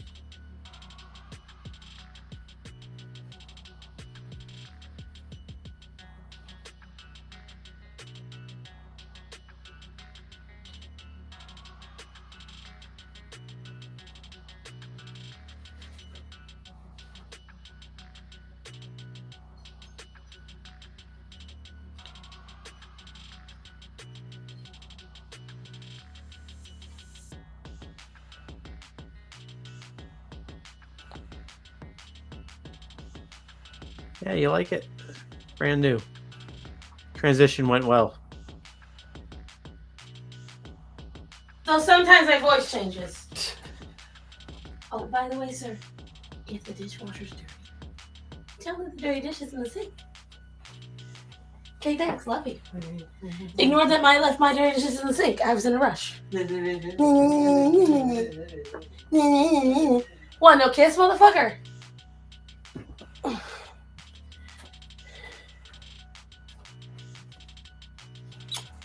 Thank See, you. she's still there. She got down to drink some water, then got back up. Again?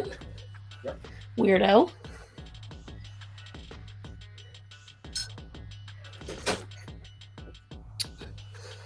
Yeah, I'm kind of like a werewolf. You know, my hair changes with the tide of the moon.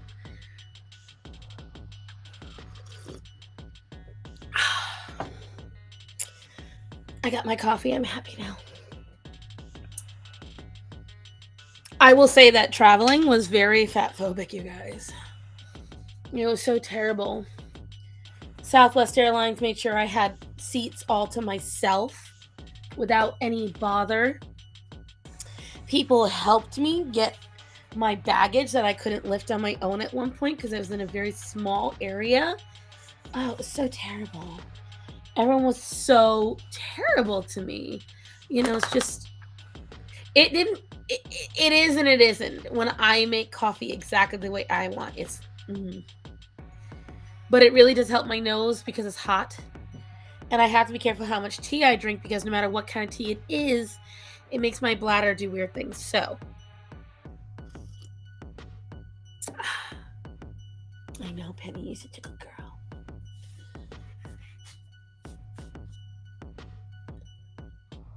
Who's a good girl, Penny?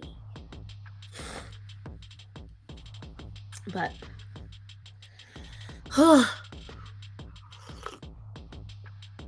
it was definitely a weird week.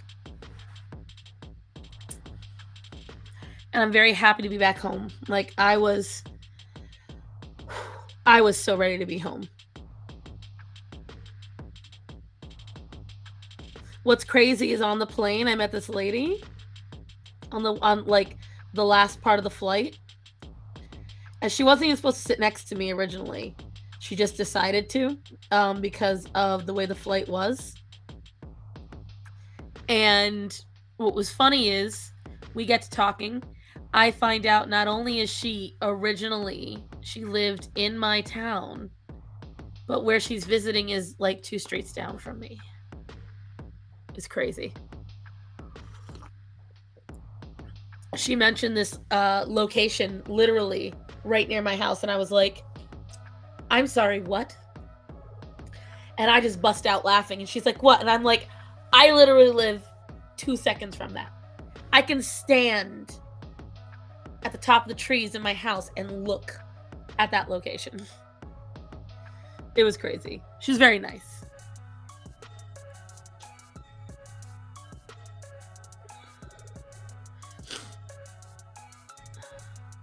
Starman, you need to decide what you want for dinner, sir.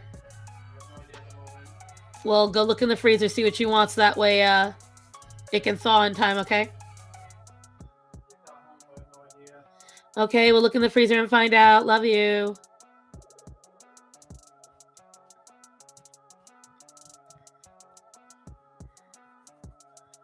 Where are you going, Penny?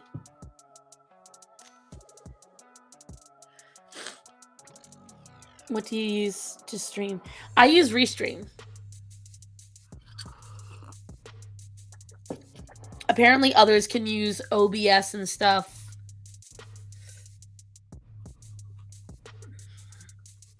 But this is what I learned when I was Gothic's assistant, and I just haven't learned anything else. Pretty much. I don't know if it's a good thing or a bad thing, but...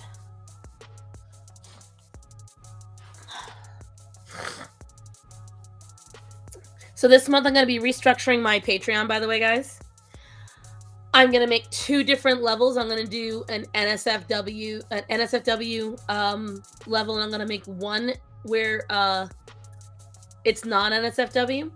You know, if you just want to support me. Chicon? Do you want it in any particular style? Okay, put it in the oven. Also, take those 2 pans out of the oven, put them in the dishwasher, please.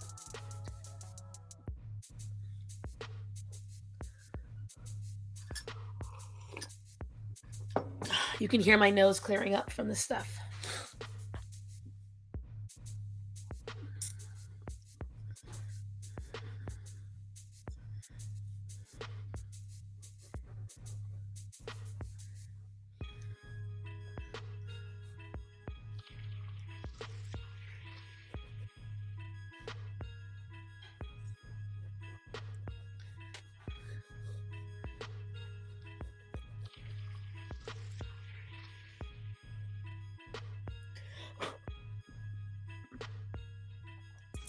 when I talk with you on Discord chat, it works out, but on Restream, I have so much trouble. I want to chat on stream sometimes with no issues.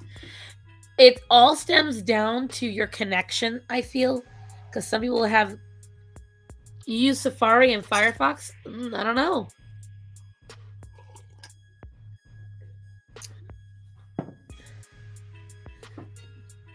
I do not know. Might also be the microphone that you're using, but I'm not sure. I don't know what you're using.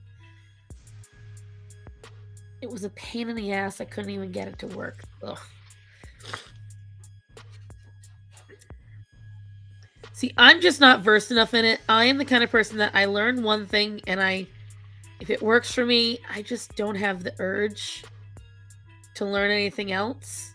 That could be a negative. What, you want to come back up? Okay.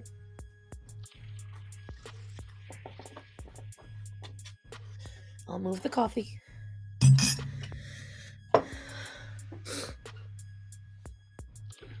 StreamYard seems... I don't know. What, Penny? What, little girl? Yeah?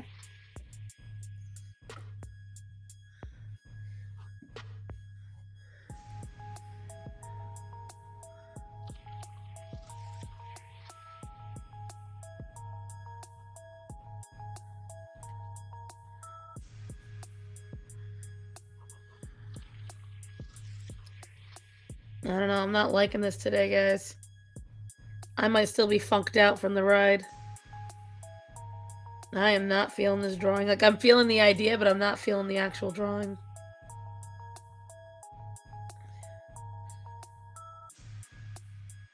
Yeah, I don't use the free version, guys. I pay for mine. It's not expensive. It's like $19 a month. But I do that so it looks more professional. Because I don't like when it looks cheap, and if I'm trying to look good for you guys. Yeah, it has a watermark. I just choose not to use it.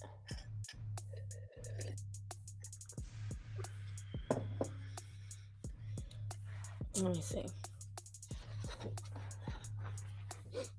Let me try something free.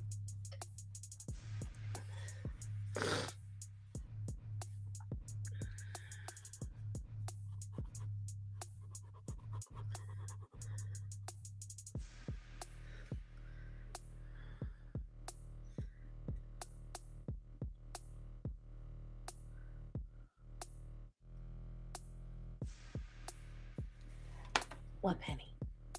Yeah.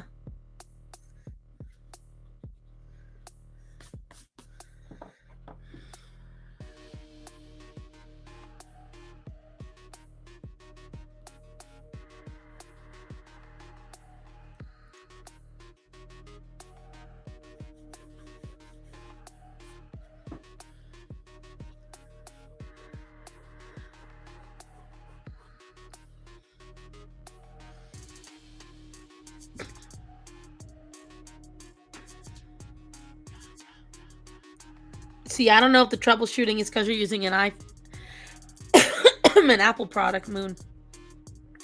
I know next to nothing about Apple. I use all Android and regular PC.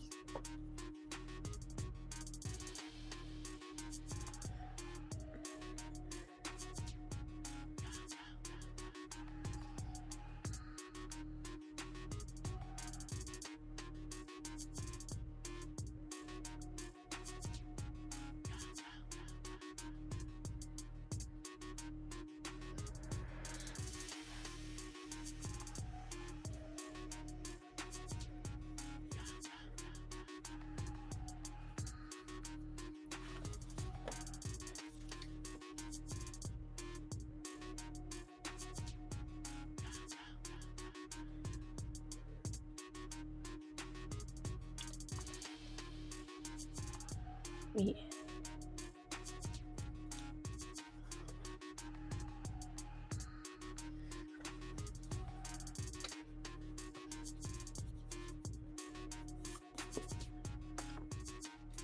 It's kind of slow. How old is your PC?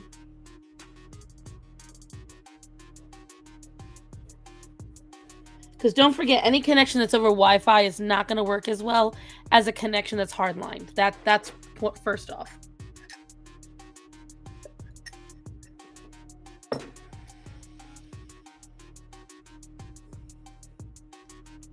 And recording-wise, I record everything on my computer, and I don't stream any of it through Restream. Like, the only reason I use Restream is this.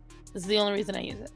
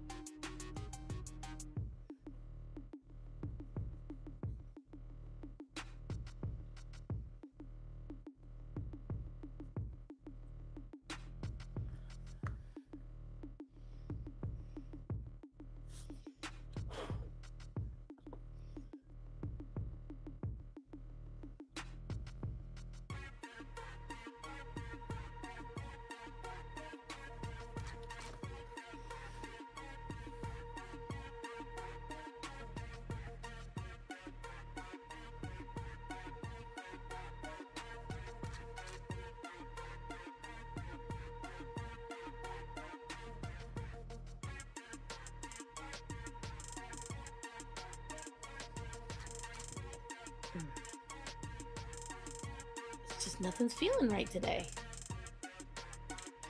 Anyone else have those days where no matter what you draw, it just feels like shit? Like it's just not coming out exactly how you want it? I think part of throwing off my perception was I looked through my old drawings, which does usually throw me for a loop.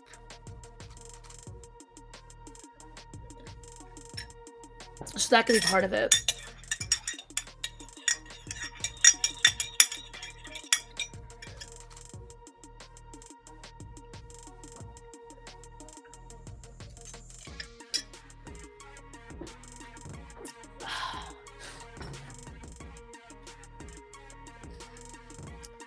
I don't know what it is, Choco. Today is not the day. It's like Mercury and Gatorade again. Let me see. Is it a full moon? What's going on today?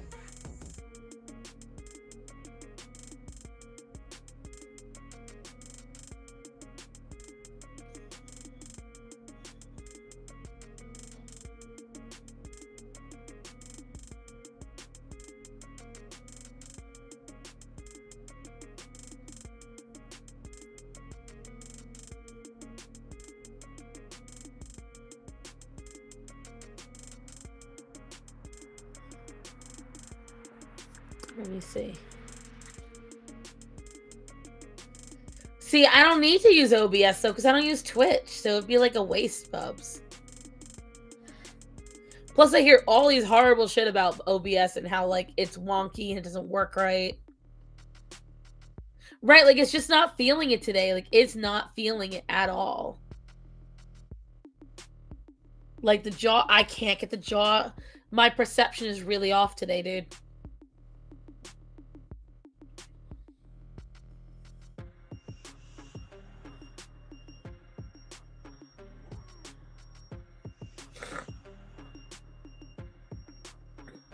Bro, the full moon was January 6th.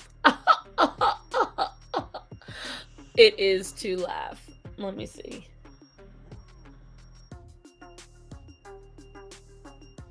Bubs, I'm not using OBS. It's a no.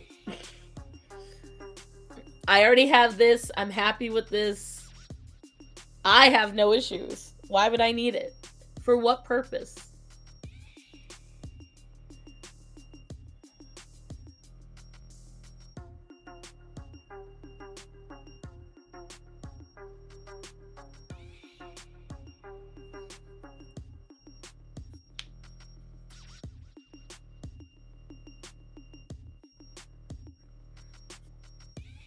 Like there is no reason for me to do it beyond the one or two times someone else might be streaming with me.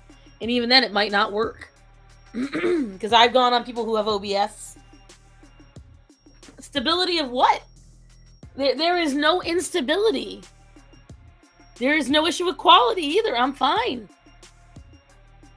You're thinking back, there's no issue with accessibility either. All the exact same platforms that I can stream on from here, I can stream on OBS. The camera is not going to magically get better. Like, I haven't had a single issue since I replaced the Ethernet cable. So it's the thing, you're thinking back to when I had an Ethernet cable problem. Well, OBS or StreamYard, that's not going to make a difference. Quality, that camera is not going to change no matter what you do. And accessibility, I have the exact same... What games? Yeah, but he's not a good salesperson. A salesperson should be selling what their customer needs. I don't need any of the things he's saying. It's just because he likes OBS better. A good salesperson doesn't sell what they want. They sell what the customer needs. Take it from someone who sold for 7 years.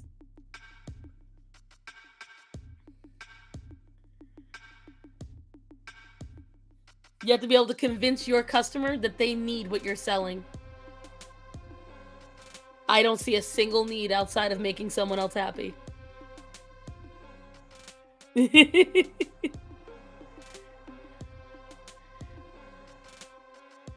But you're not showing me how. There's no difference.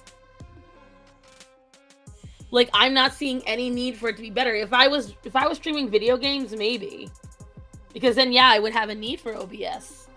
But there's nothing I need from it. Everything I want, I already have. I have background music. I have my frame. Right, and that was another thing. OBS is designed to be ran one person at a time.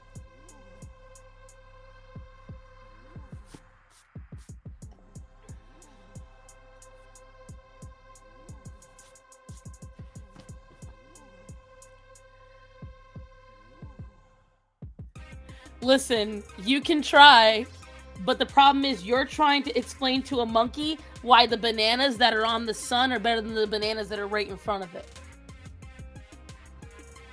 I already have perfectly good bananas. Why do I have to go burn my fingers to get the ones that are on the sun?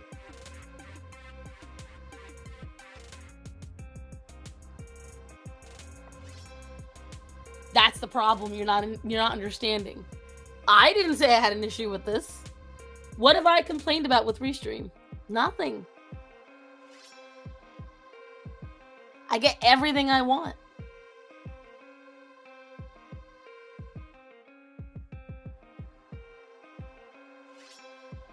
That's not an equal comparison. My laptop's kind of a dinosaur. It would start seriously lagging and freezing when I press record. I get the review footage and it's just a black screen. Right. Well, that's also because probably your computer is not able to handle what OBS requires. It is not. What you're telling me then is I gotta pay more for OBS to get the exact same shit I already have.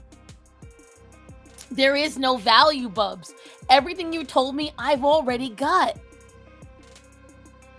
What will it give me? Because everything you listed is stuff I already get.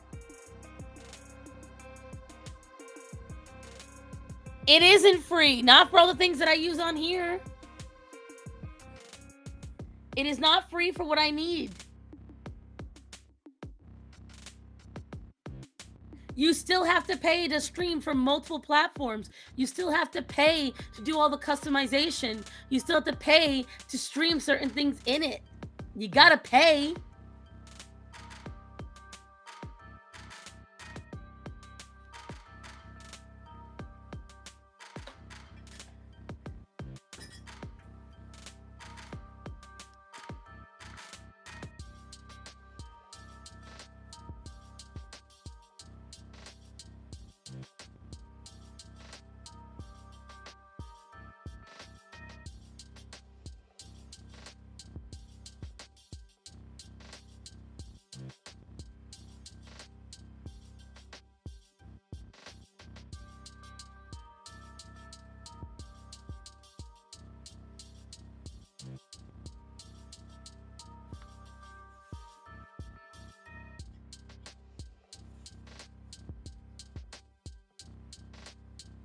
I'm looking right now what it gives, and it gives exactly the same stuff.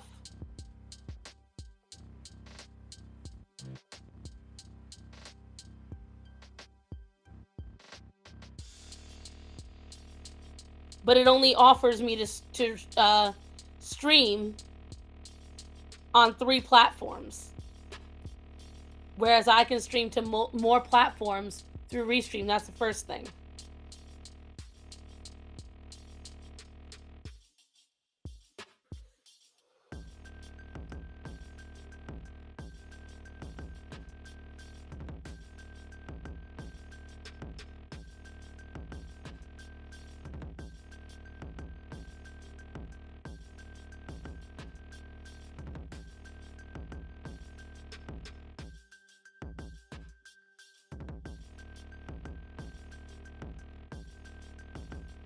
And it's looking into doing a TikTok version.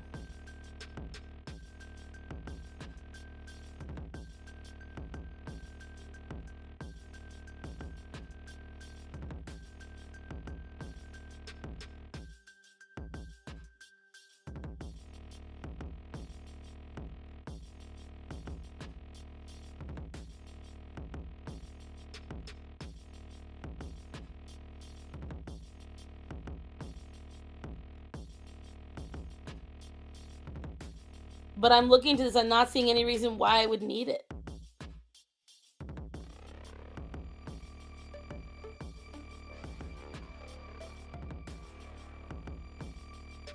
Holly, I will tell you, Restream screen records very nicely.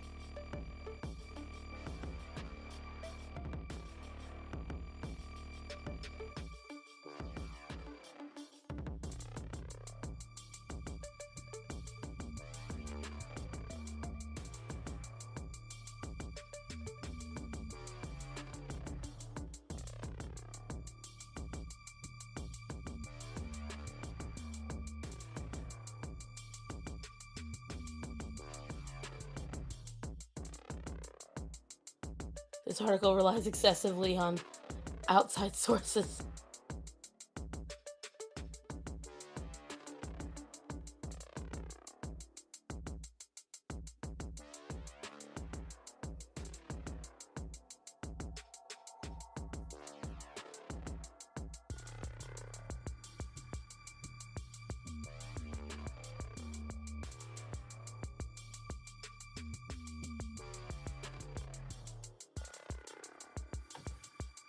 Yeah, I'm looking. All this is, I mean, this is plug and play too. But I don't need to do any of that stuff. That's what I'm saying. You're selling me for shit that I don't care about, Bubs. This is their claim. I'm going on their page right now.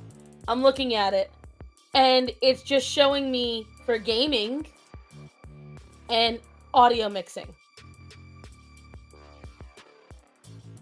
And coding, which I don't do. I don't have to code with this. I just give them the image and it uploads it.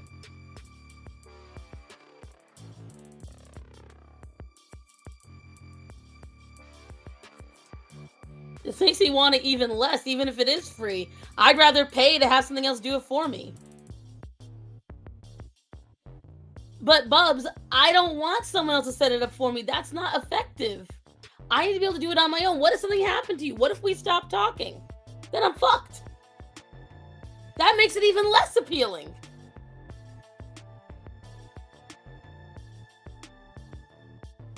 Because then that means if I gotta change something, I have to rely on you to do it. And if you're not available, if something goes wrong, that makes me want it even less. I don't want to have to rely on anyone but me to do this. Yeah, because guess what? The Lamborghini requires specialty insurance, requires specialty gas. If anything breaks on it, it costs more.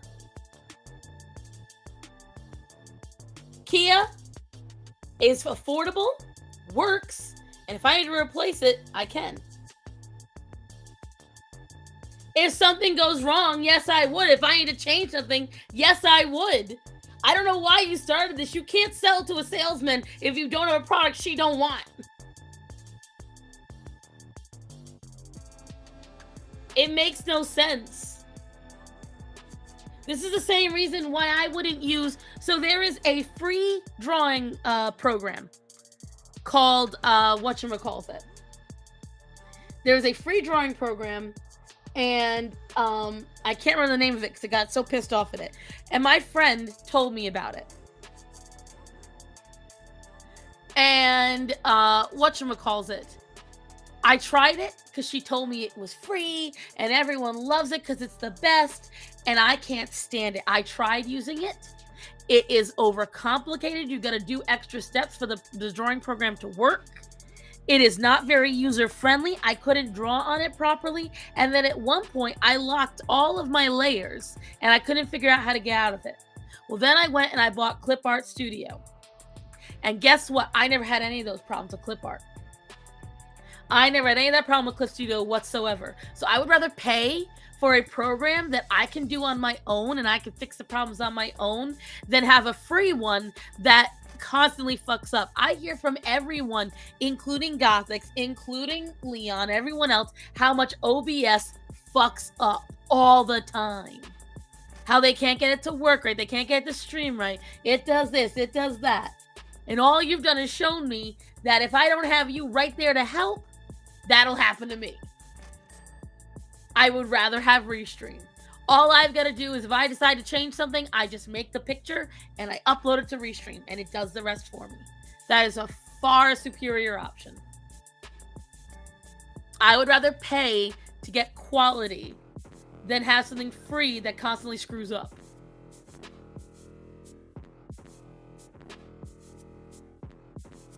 Jay Longbone has problems all the time with her shit.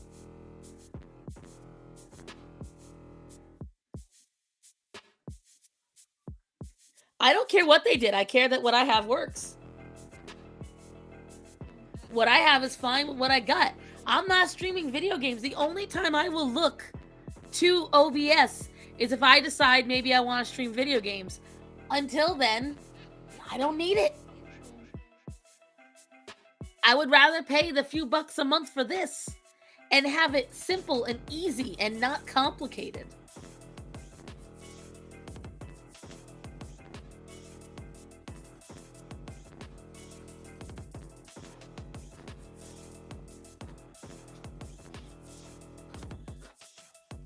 It's the same thing like when you wanted to do my Discord. I did it on my own because I needed to, because if something happened and you couldn't do it anymore, it wouldn't make any sense to have you do it because then I have to go back and do it again anyway.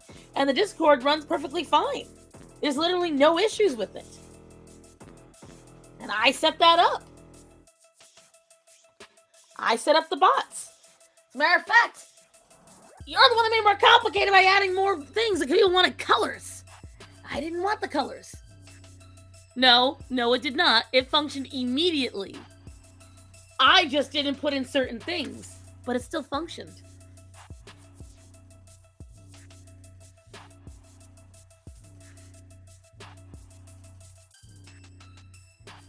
The things I wanted worked immediately. That Discord was old, though. Like, I've had it for years. And now it's been running for a year. Perfectly fine.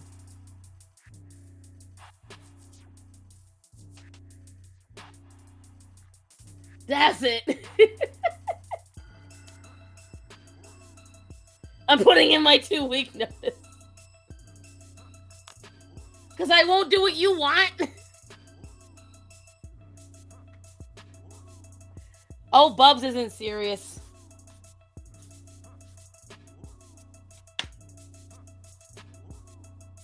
It's just the thing is, when you're someone who is an expert in something, I get it.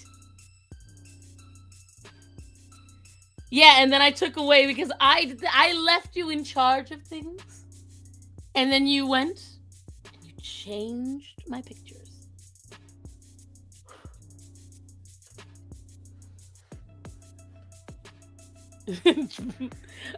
I don't doubt it. Bub probably knows where I live. Actually, I think he does know where I live. But yeah, I'm just not changing anything. I don't need to. There has to be a need for me to change first. And the only benefit here is... The only benefit to me would be saving money. It wouldn't... I'm walking straight to her PC and fixing shit. You wouldn't be able to if it's not attached to the PC.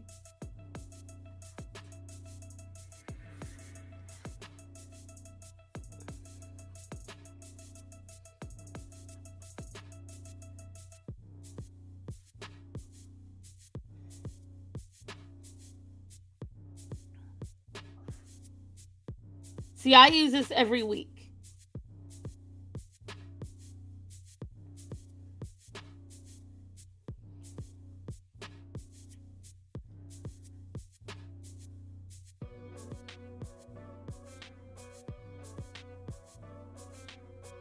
Well, I'm still not feeling it all that much. I started it and I'm still not feeling it. Ugh. You side with him every time. What are you talking about? You can't use that. You always side with him.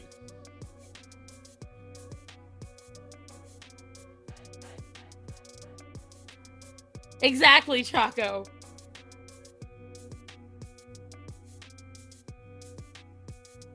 Do I need to spend money in order to pre-record? You should not.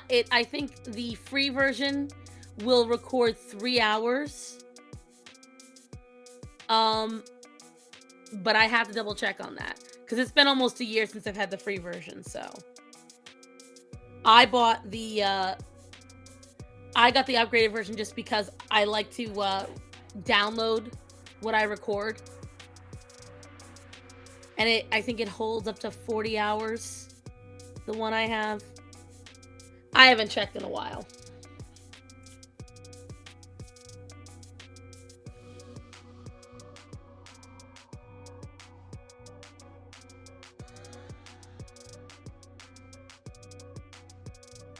But yeah.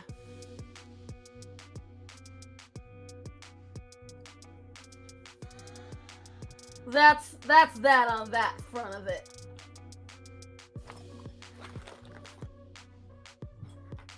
I'll double check for you, Holly, to be sure.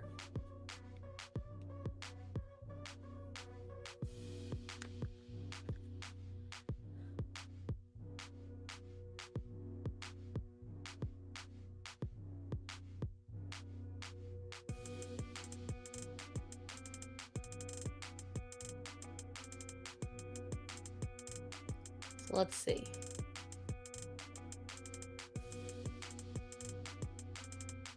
Because you can sign up for it for free.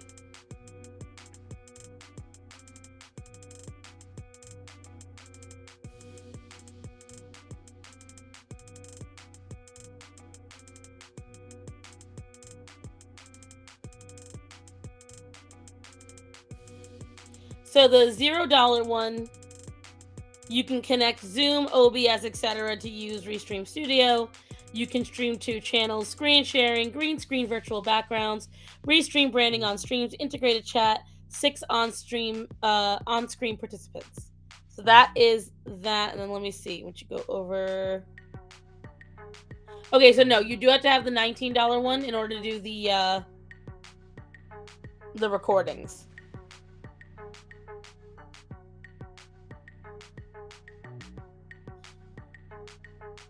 And with this, you have up to 5 channels, no streaming limits. You can take any branding you want. You can add your logo and custom branding. You can have 2 total teammates in the seats. I don't know what RTMP streaming is. You can have a total of 10 participants on screen. You can stream on someone else's channel. And then if you want to go really expensive, which I do not, you can go to the $49 a month one, where you can have 4 people on your team. You can have 8 channel streaming. You go full HD, split audio tracks recording, upload and stream videos up to an hour, 2 gigs per file. I know that I'm supposed to know that, but I don't. 10 hours of stream, all that jazz.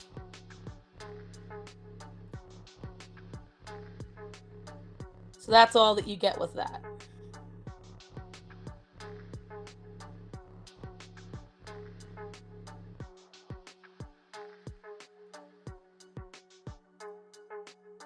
Thank you, because the plans range from $190, $190, a year, yeah. I do not have that kind of money. The $490 especially not, no. Most people do not. I do the $19 a month. That's what I do. I pay $19 a month, and I'm happy with that.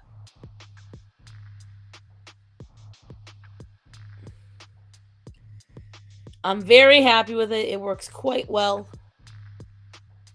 And the only time I have any issues is when I have issues with my internet at my house.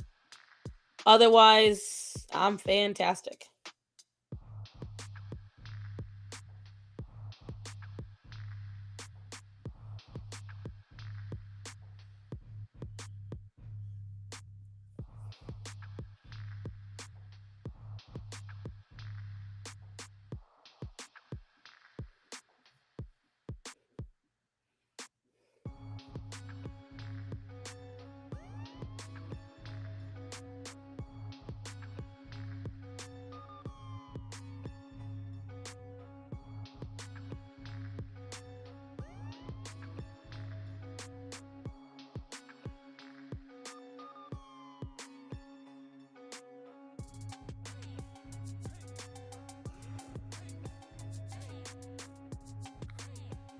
Zoink's first day of Spanish class. Ugh. Not only that, but my African American class starting telling sis. Oh God. Oh God.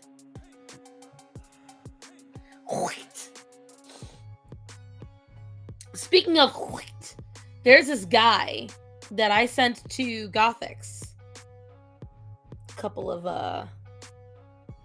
of days ago while I was in Texas. Charlie Chong. You guys should absolutely check him out. This guy is fantastic. I had to go to my phone because that's where I have the link. This guy is fantastic. He is... I found him the other day. He only had like 11,000 followers at the time. And he was talking about, you know, how popular it is to be pretty much brutally racist to white people. I thought she was going to go over the syllabus, but she started speaking Spanish. Ooh. I would have pulled out Google Translate and silently translated what she was saying. Just had it speaking to the microphone. But anyways, he's really, like, I really like his videos. They're very brutally honest and succinct and to the point. It was good to know I wasn't the only one who had a disdain for the CRT in the class. Really, someone else had a disdain for it. So was it multiple students were like, ooh.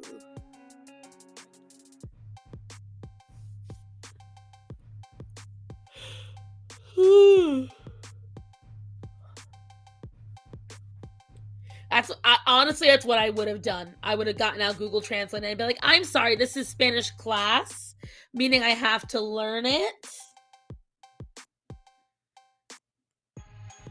Charlie and Cheon, Cheon. He has almost 40,000 followers now. And he honestly is just one of his videos, the one that I saw while I was in Texas. He had just come out with it. It's What Are We Doing to White People?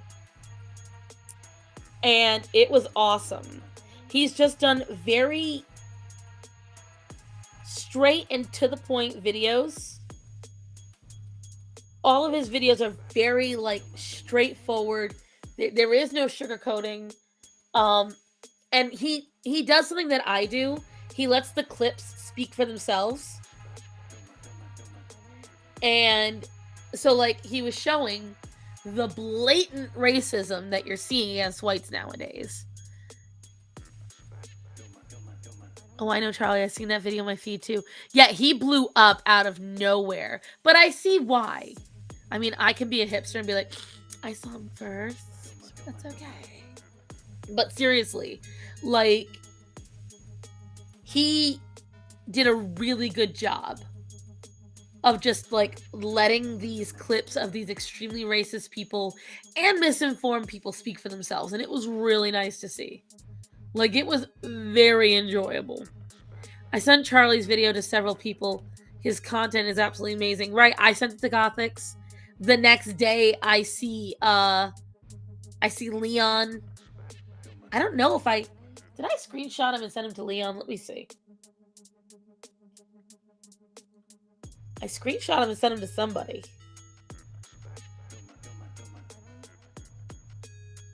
Oh, I screenshot him after Leon already found him. But I will say that I'm super impressed with the guy. His video, yeah, is now over 1 million views. When I was watching it, it was maybe 20,000 views. So like pop, pop, pop. But a lot of larger YouTubers, ones at like 200,000, 500,000, they've been reviewing him, like doing reactions to his videos. So I mean, he's getting up there. I don't want to sound rude or nothing, but it's not often I see young Asians speak against. Well, they don't.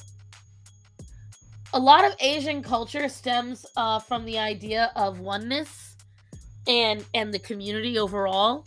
So if one member of the community steps out from what the norm of the group is, it's really not favorable. Like, even if you see the ones that are hyper woke on TikTok, usually they're talking along with the masses. It's rough. Excuse me. It's nice to see, like, and he is, I feel like he's somebody who would have done really well in the walkaway, and I hate that now that walkaway is gone. There's a lot more kids and people that need it. Not walkaway the organization, but walkaway the Facebook groups. There are so many more people that need that now, and I really do, that they don't have it. Because, like, Gothix, when she first really wanted to step out politically just against wokeism, the walkaway really helped her a lot. Yeah, I was watching a video about how criminal rates are not high in Japan because they conform. Exactly. Conformity in Asia is a very big deal. There isn't a lot of individualism. Like, for instance, anybody watch anime? I know that many of you do. Who here can relate to the scenes as a non-Asian, typically as an American, or even as just a Westerner? Yeah, the Facebook group got shut down ages ago because it was a hate group. She should. I sent her the video. But anyways.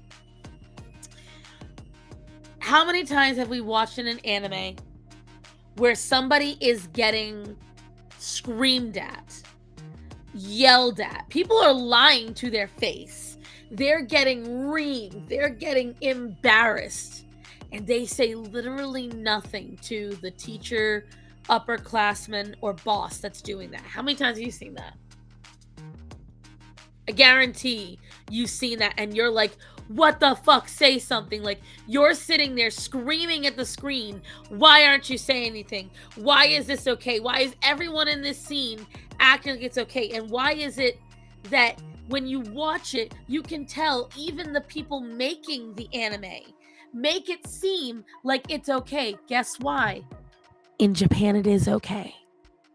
You're supposed to take that abuse and do nothing. That's part of the culture. If you were to speak up, it would be a travesty against the culture.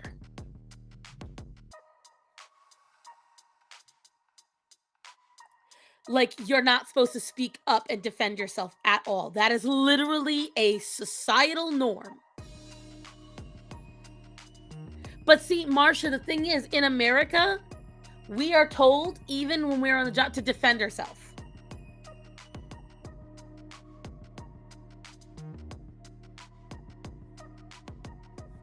Like, that is something where, okay, Bubs, first I need you to loan me about $5,000.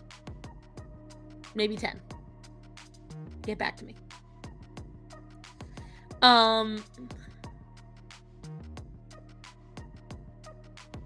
Yeah. That is something that they are literally raised to believe that they are not worthy and worth defending themselves. If a superior talks down to them. Do you know what punishment is in work in Japan? No work. The punishment there is to be useless at work.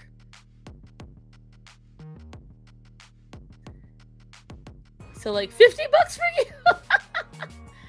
Charlie's a bit inspiring for me to start a YouTube videos, because sometimes I doubt myself, and then I mean, people will turn against me.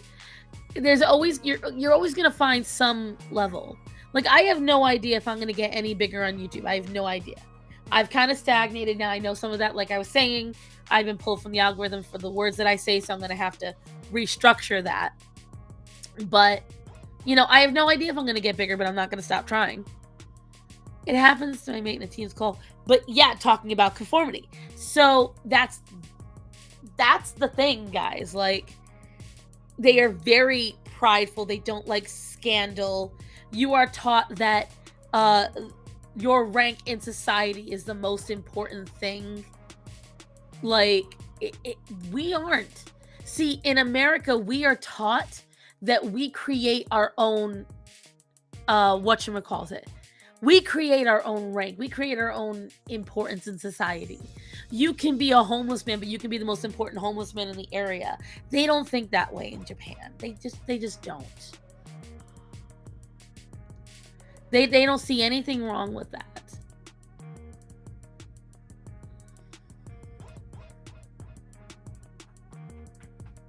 You are my density.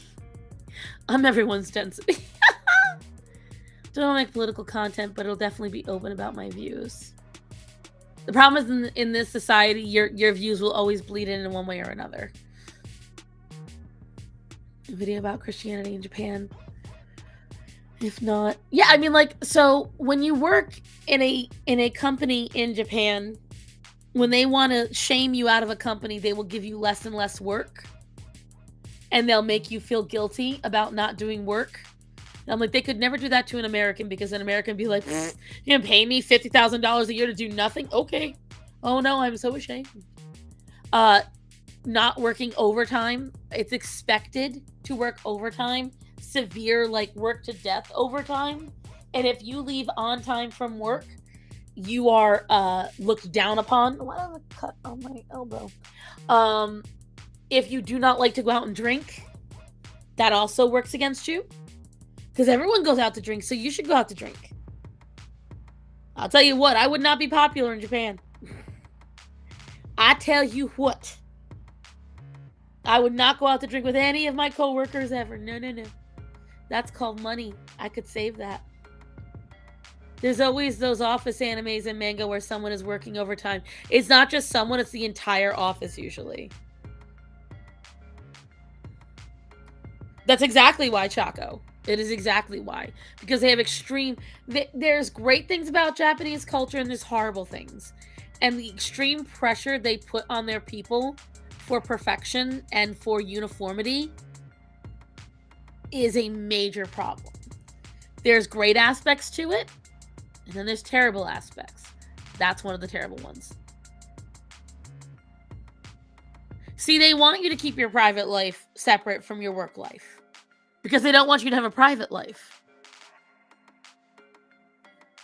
See, drinking with your coworkers, that's not your private life. That's part of work. That's an extension of work. The political spectrum has been fucked up for the last 10 years. If you look up the actual liberal values, compare them to someone who claims to be liberal in 2022. Yeah, it doesn't. It really doesn't. You're right. See, but Chaco, they don't consider you a friend then either. You're merely corporate building. You're not being a team player. You're going out to drink with them so that way that the team can work better together.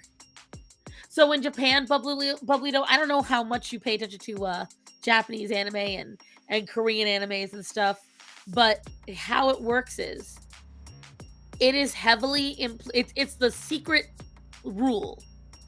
You must go drinking with your coworkers, because if you don't, you consider yourself not part of the team. You're not part of the collective. You're not being a team player. You have to go with them. You have to be a part of that. And if you don't, they don't like it. And the thing is, I don't like drinking as it is. I have to be in the mood for a drink. Like, I have to sit there and be like, wow, that alcoholic beverage that is being advertised looks really good. So I want that. Yeah, and I can, like, I agree. I agree to the pros and cons, but, like, for instance, in Japan and Korea, I don't know about China, your boss, let's say you work in a corporate setting, some kind of building, right? And you work in your floor, your head decides, hey guys, this weekend, mandatory company outing. We're all going for a hike. Nobody can argue. They can say that. They can take over out of the blue your weekend. And if you don't show up, they can hold it against you. That's the shit they do. And they will bully you into drinking, Moon. Like, if you don't like drinking, they will pour you a glass and try to essentially pour it down your throat. Which I will tell you right now, try that once with me. It is networking for them.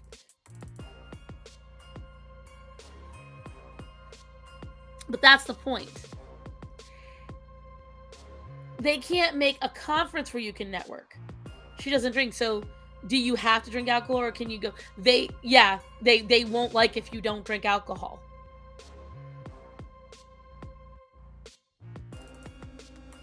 Like, it's very much social pressure. If you read, there's a lot of people who blog from other countries that they said this is something that was very difficult for them when they went to Korea and Japan and they started working in the corporate setting, and or even teachers, like a bunch of teachers from a school would do this. They said it was very difficult for them, it was very expensive, and they always ended up being sick because they were always drinking and they weren't used to that. I was researching morning rituals in Chinese culture.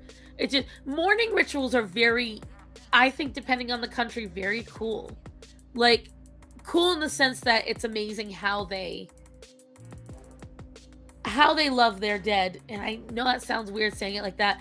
Or how they honor their dead, be a better way to say it. I would visit Japan but not live there. Right. I agree, Mitchell. I will say this, I am far too American to live in another country. I am far too American. I enjoy, as it is, I can't imagine living in certain states because certain states in America have rules and ideals that I just don't want to live by. So the fact that the idea of moving to another country, the idea absolutely makes my hackles raise. Lots of drinking pressure amongst the U.S. salesman culture. See, I believe that, but I do also believe that there is more of a acceptance of when a guy says, I don't fucking want to. They don't get as ostracized for not wanting to, you know? I'm not really a drinker, but Mary Jane is kind of frowned upon in the workplace. Yeah, see, that's frowned upon no matter what, but I'm also allergic, so last in China to get me out. See, that's different. I can understand that. As a mother, you are not allowed to mourn your child's death if they died unmarried. Wow. I can tell you there's a lot of American mothers that would go, fuck you. Last in Leprechaun. I will say this, that Starman and I, obviously, I don't know if this is a poor people thing or just a Starson thing. I like to make plans for things that I can't afford. And I found this company, I think it's Innovative or Inspirational Getaways or some shit like that. And it's a traveling service. For $99 down, you pay it off over the next 2 years, you can go to Japan for 2 weeks with 2 meals a day and travel and hotel covered for $2,500. That's pretty fucking good. And I looked at Starman and I was like, this is something we can look into. Now, obviously, we can't afford it right now.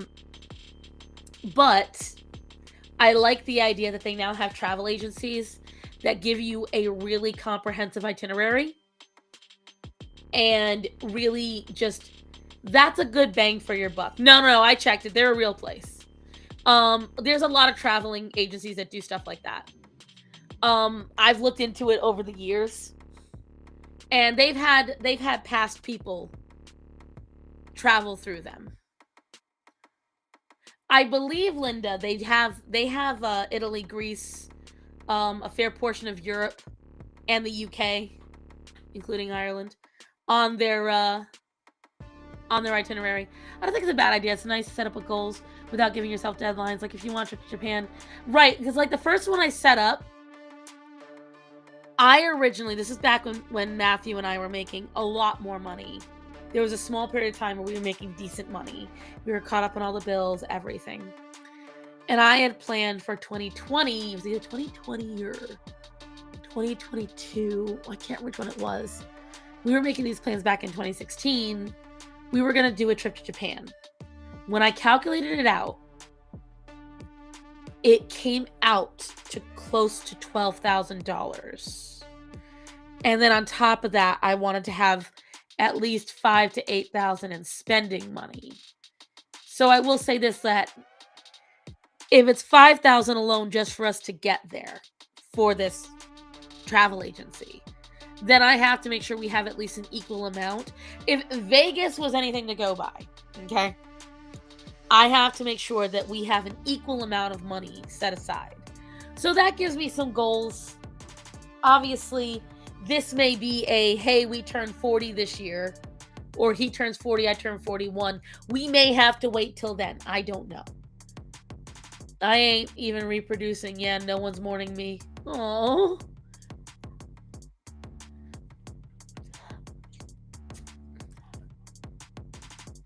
I will say that Italy and Greece are on my bucket list, but I have them for purely historical reasons. To be honest, low-key, I want to visit Dubai. I would love... So on the one hand, I would love to visit Dubai, but the rules are really scary. The rules are really scary. Like, I've heard some really scary stories about people not coming back. Linda, don't... That's not gonna happen. That's not gonna happen. We need to have the first office before we can have one in Japan. One thing I love about Japan is the cute stores they have. Right, like there's a lot of stores, and there's a lot of stores that would be on the itinerary. Like the itinerary that I saw that they gave. They want to visit South Korea. I think South Korea would be one I want to do eventually. It's not at the top of my list. I would want to see Singapore before I want to go to South Korea, because I've seen more of Singapore. I have a friend in Singapore, and she posts some amazing photos of things she can go visit, and so I would love to see that. All the stores in Japan will rob me of all my money. Right. I think North Korea is better. You would. That's because it's so much like home to you. But I will say this. My hope is that if I go to Japan and travel by train, don't be late. Well, that's the thing, Linda. This would be a guided tour. If I go, this would be with an English-speaking guide. They would take care of the bullet trains. They would take care of the bus. Every kind of travel we do. That one kind of hurt because you know it's true. My dad didn't let my sister go to the Middle East back in the 90s. She was quite hippie and he was afraid. She probably wouldn't have pluribus. I'll be the first to say that. Considering I know that today, that's still a possibility. This particular travel agency had trips to Egypt, Sri Lanka, Korea, Japan, Ireland, Greece, Italy, the UK. I want to say South America. Ireland ain't much better. At least we don't have Castro Jr. though. And so that's where I'm at right now. Is my goal this year. Starman and I have a short-term goal for 2024, and that's to go on the Emo's Not Dead cruise. Oh my god. Bubblito, stay safe out there. Canada scares me, man. But we have a short-term goal for 2024. We want to go on that. We want to go on that cruise in 2024.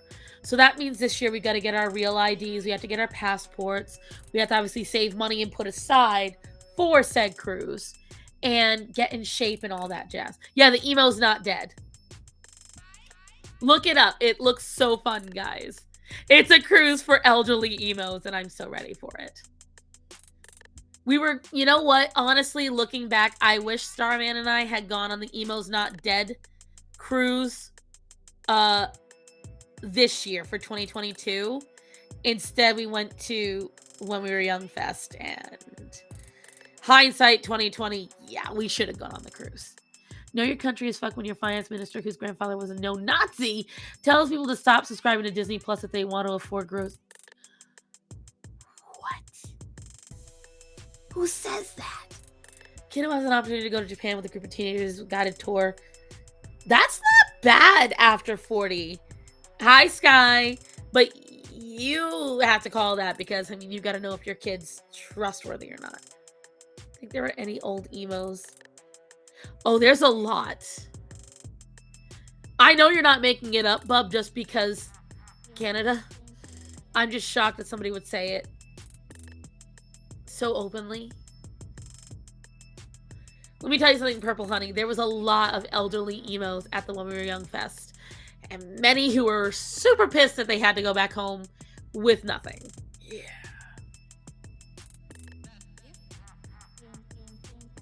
But yeah, I will definitely say that right now we have goals that we want to set. Something fun for us because Starman and I will go literally years without doing anything special for each other besides like little small gifts or a night out. But many people go on vacations and trips and I'm like, we're not doing this. This is our fault. This is something we've done wrong. I do also have a goal. I don't know how realistic it is. I want to fly with the dogs. Like, I will tell you, Texas made me miss the dogs so much. I would love to fly with them. My elbow is... No, that's just my elbow. If my belly was up on there, I'm a lot taller than I look. But... whatchamacallit, though? Ugh. Orion has busted my eardrum, I swear to God. My right ear is in a constant state of popping thanks to him because his bark just goes right through you. God, it hurts. But yeah, my goal. That's my goal. Good luck with Orion. Right. My issue is even if he was a really well-behaved pit bull, he's still a pit bull. So I have no idea if I can even get him on a plane.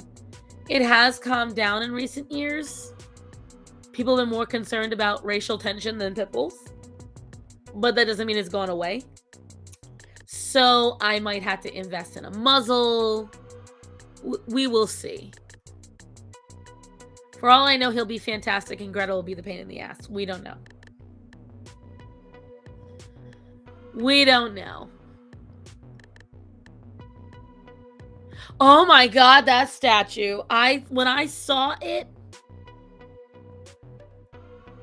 guys, I thought it was a joke because it really does look like somebody holding up a thigh and going to town. Okay? Like it straight up looks like Martin Luther was getting down and going down. I'm like, why would they do this? That was a horrible reveal. Right, like it was an insult to him. Yeah, Holly, ever since I got him my right ear, he just... because he used to like just bark straight into it. It is. And you know what the worst thing is, Bubblito? This guy worked on it for years. He worked on it for years. And I'm like, you get commissioned, you work on something, and then you reveal it, and it's just... What I love is that from one angle, it's a peen. From one angle, it is a sexual act. And from one angle is a giant turd. Like, there isn't a single angle that is a good one. No, the shitty part is, Raven, is that they tore down statues that were put up for monumental moments in Boston. And all these statues they're putting up instead. I know the Harriet Tubman toe, that was funny. But they take down these gorgeous historical statues. And they put up these hideous odes to what I guess they contrive is African, respect. Like the hair cone in freaking New Orleans. This African mask statue. I don't even know what town that's in. this giant turd with hands in Boston. Then they got the George Floyd on a bench. Like, just the dumbest statues, the dumbest shit. It's the most egregious form of self-flagellation I've ever seen. Like, it's ridiculous. I cannot wait for these to be quietly taken away at some point. I don't know when, because I'll tell you what, the MLK one is the most gigantic. It's huge. I understand movie statues of plantation owners and the likes. I don't, because even at the end of the day, whether we like them or not, they were people that created the country.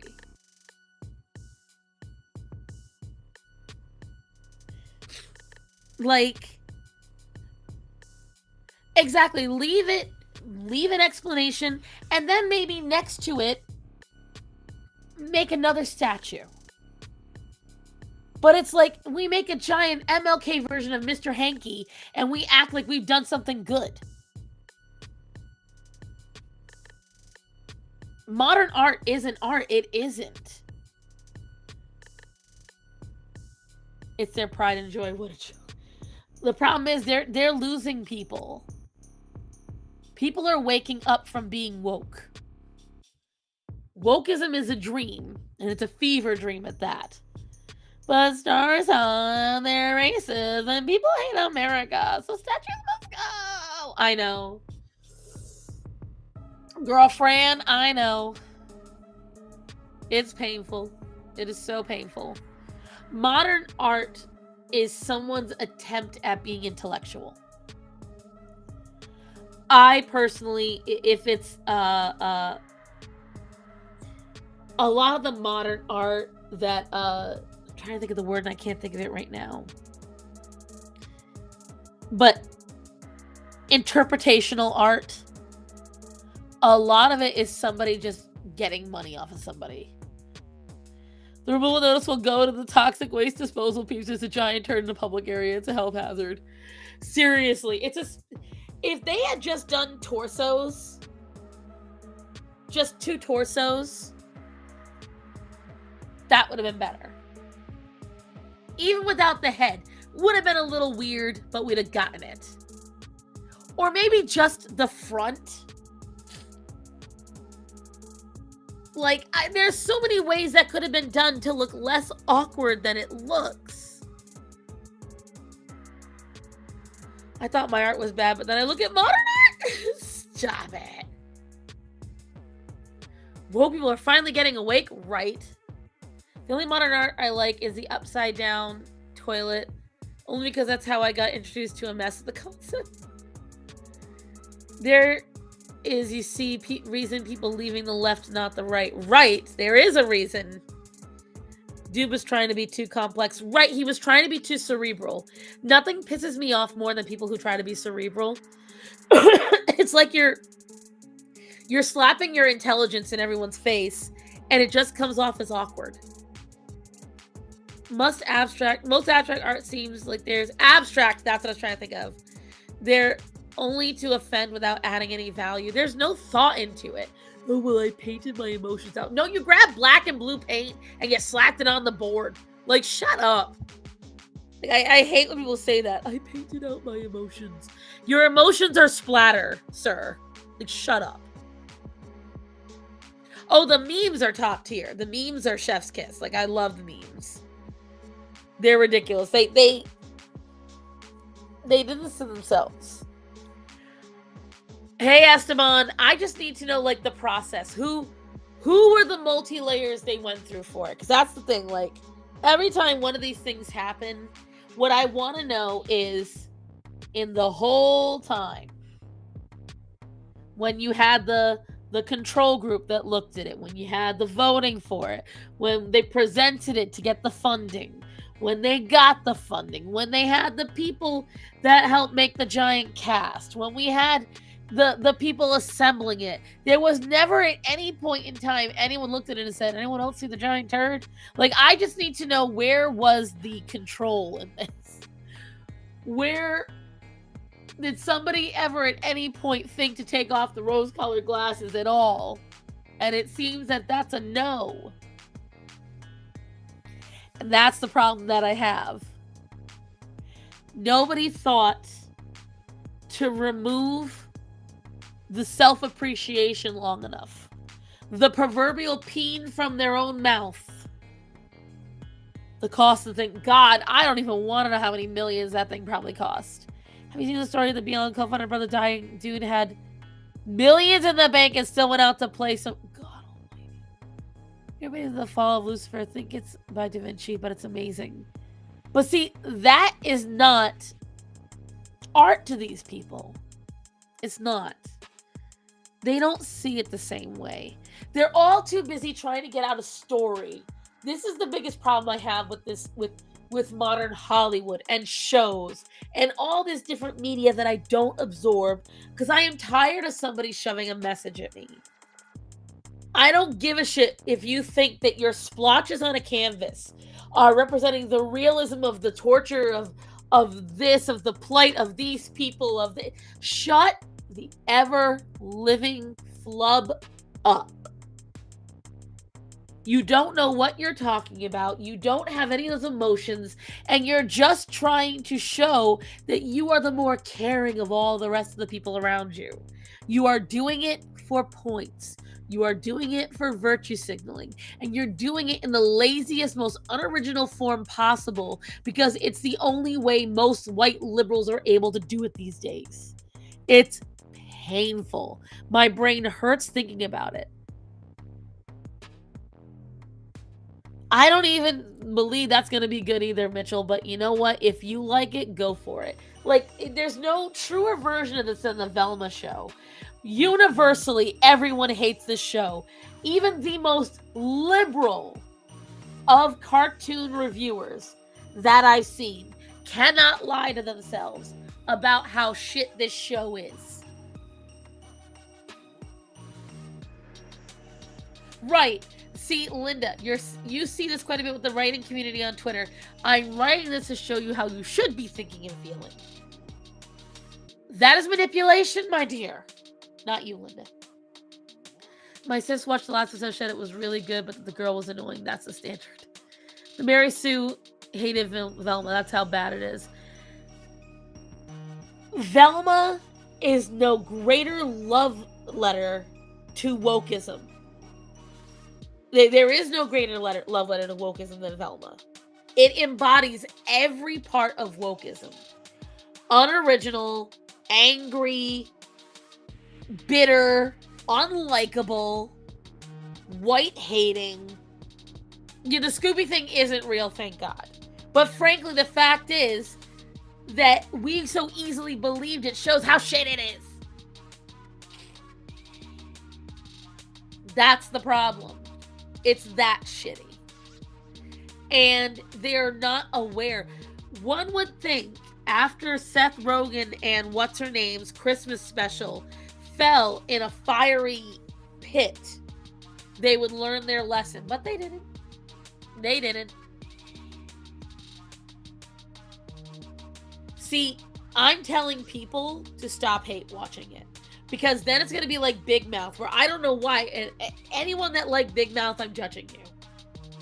Because Big Mouth was so gross. And unfunny. The only things that were funny about Big Mouth were the hormone demons. And frankly, you could have had those in an adult. And it would have still been funny. Santa Inc. Exactly. And Santa Inc. fell so hard, so fast, in such flames, everyone was shooting it. Nobody liked it. And you would think after that Santa Inc. fell so hard, so fast, that they all look at each other and be like, ooh, maybe we shouldn't be doing these adult cartoons that shit on everything that is not woke. But nope, they didn't. They took the endearing characters of a show and movie.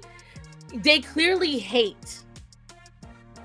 Somehow Big Mouth, yeah, I know, Purple Honey, it's disgusting.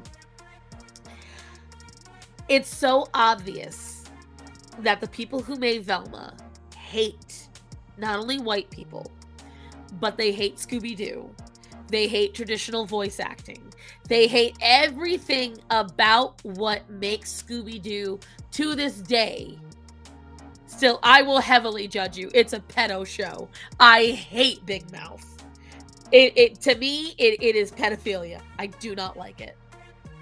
I remember when my best friend and I told him, I was like, this is a show about little kids getting naked. Why are you watching this?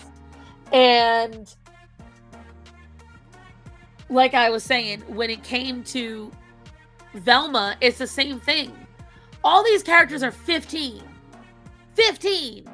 Why is Daphne walking around in bubbles? And that's it. Why are we watching them make out?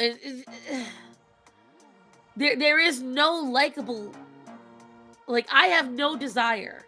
The only likable character is Norval. And he looks so milquetoast. Like, he's so boring. Well, because you know why, Mitchell? Oh, because Scooby of Scooby-Doo is why it is, whatchamacallit. It's a children's show. The dog. That's why. I wonder if it's an echo chamber at its worst. They come up with the trashy clickbait ideas and all. Yes, I definitely think that's it, especially because Mindy Kaling, whatever the hell her name is in charge of it. Nobody's going to tell her no for fear of being misogynistic and racist. And they would use Asian hate as well. It is a Mindy Kaling show with a very thin paint. Oh, so Mindy Kaling's show is stupid too. Shaggy is, in my opinion, one of the most likable characters in the show because he was just a happy, dopey, loving guy who enjoyed food.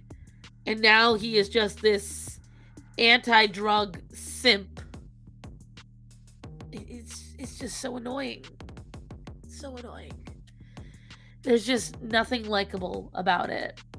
And see, I never saw the Mindy Kaling show because she never really appealed to me. Because she sounds like a Valley girl, but everything about her is hyper woke. But I also don't like The Office, and I heard that the Mindy Kaling show is just like The Office. So, I don't know. I don't know, guys. I know I just had a rant about that. I look forward to the day that these liberals finally realize what they make is crap. It's not Captain Fluffy Paws. It's that was fake. That was fake.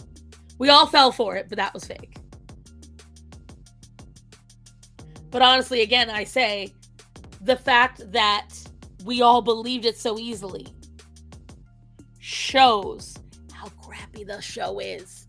Good thing with the Velma backlash is people bringing up Scooby-Doo Mystery Incorporated. Right, Mystery Incorporated was fun, and Shaggy and Velma were a couple in it, and I stand for that. They took the joke that Shaggy was a stoner way too far because the original wasn't a druggie either. It was gently implied in the original, but it was more or less just for fun. Shaggy gave up the hash and sandwiches for soy milk and guilt! Scooby-Doo, Where Are You is my favorite Scooby-Doo show. Sure, the animation isn't the best, but it has charm. I personally liked Mystery Inc. I thought that was fun. There is a Scooby-Doo Guess Who. I think that's the one that constantly shows on Cartoon Network now, where they just have the most random guests. I did like the meta of it. Right, Simple Plan, it goes so hard. Such a good opening. But it's just...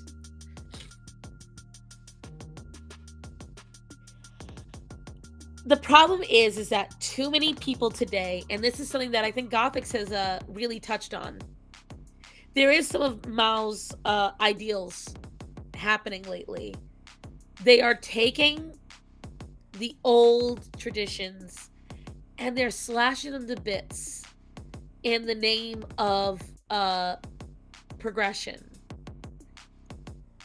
And not only that, but Velma, they took everything that was likable about her character, everything that was cool about Velma, they slaughtered it. She's now just an angry, bitter, stupid person. And it's just, ugh. It's just gross. The new Scooby-Doo came out early 2000s. And that's the one I remember. I don't remember that one too. I don't know. They all start to...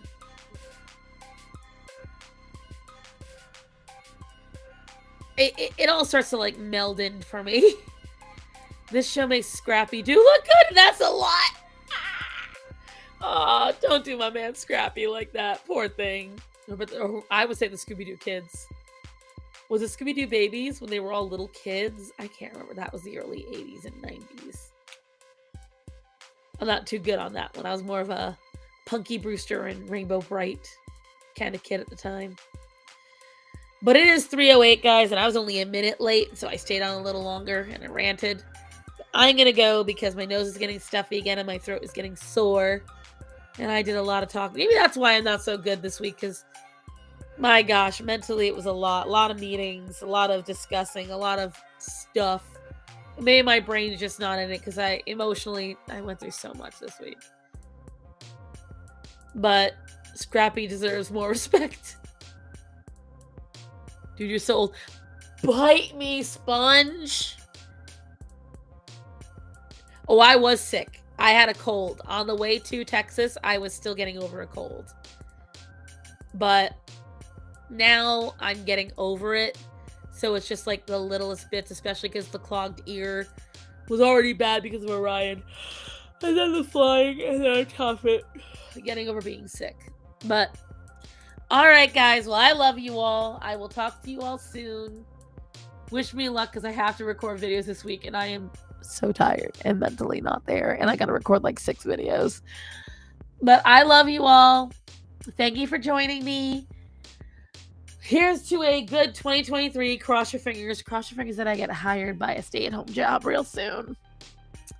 And otherwise, remember to tell people that are important to you, that you love them, and to be safe. So guys, I love you. Be safe. Talk to you soon. Have a great day.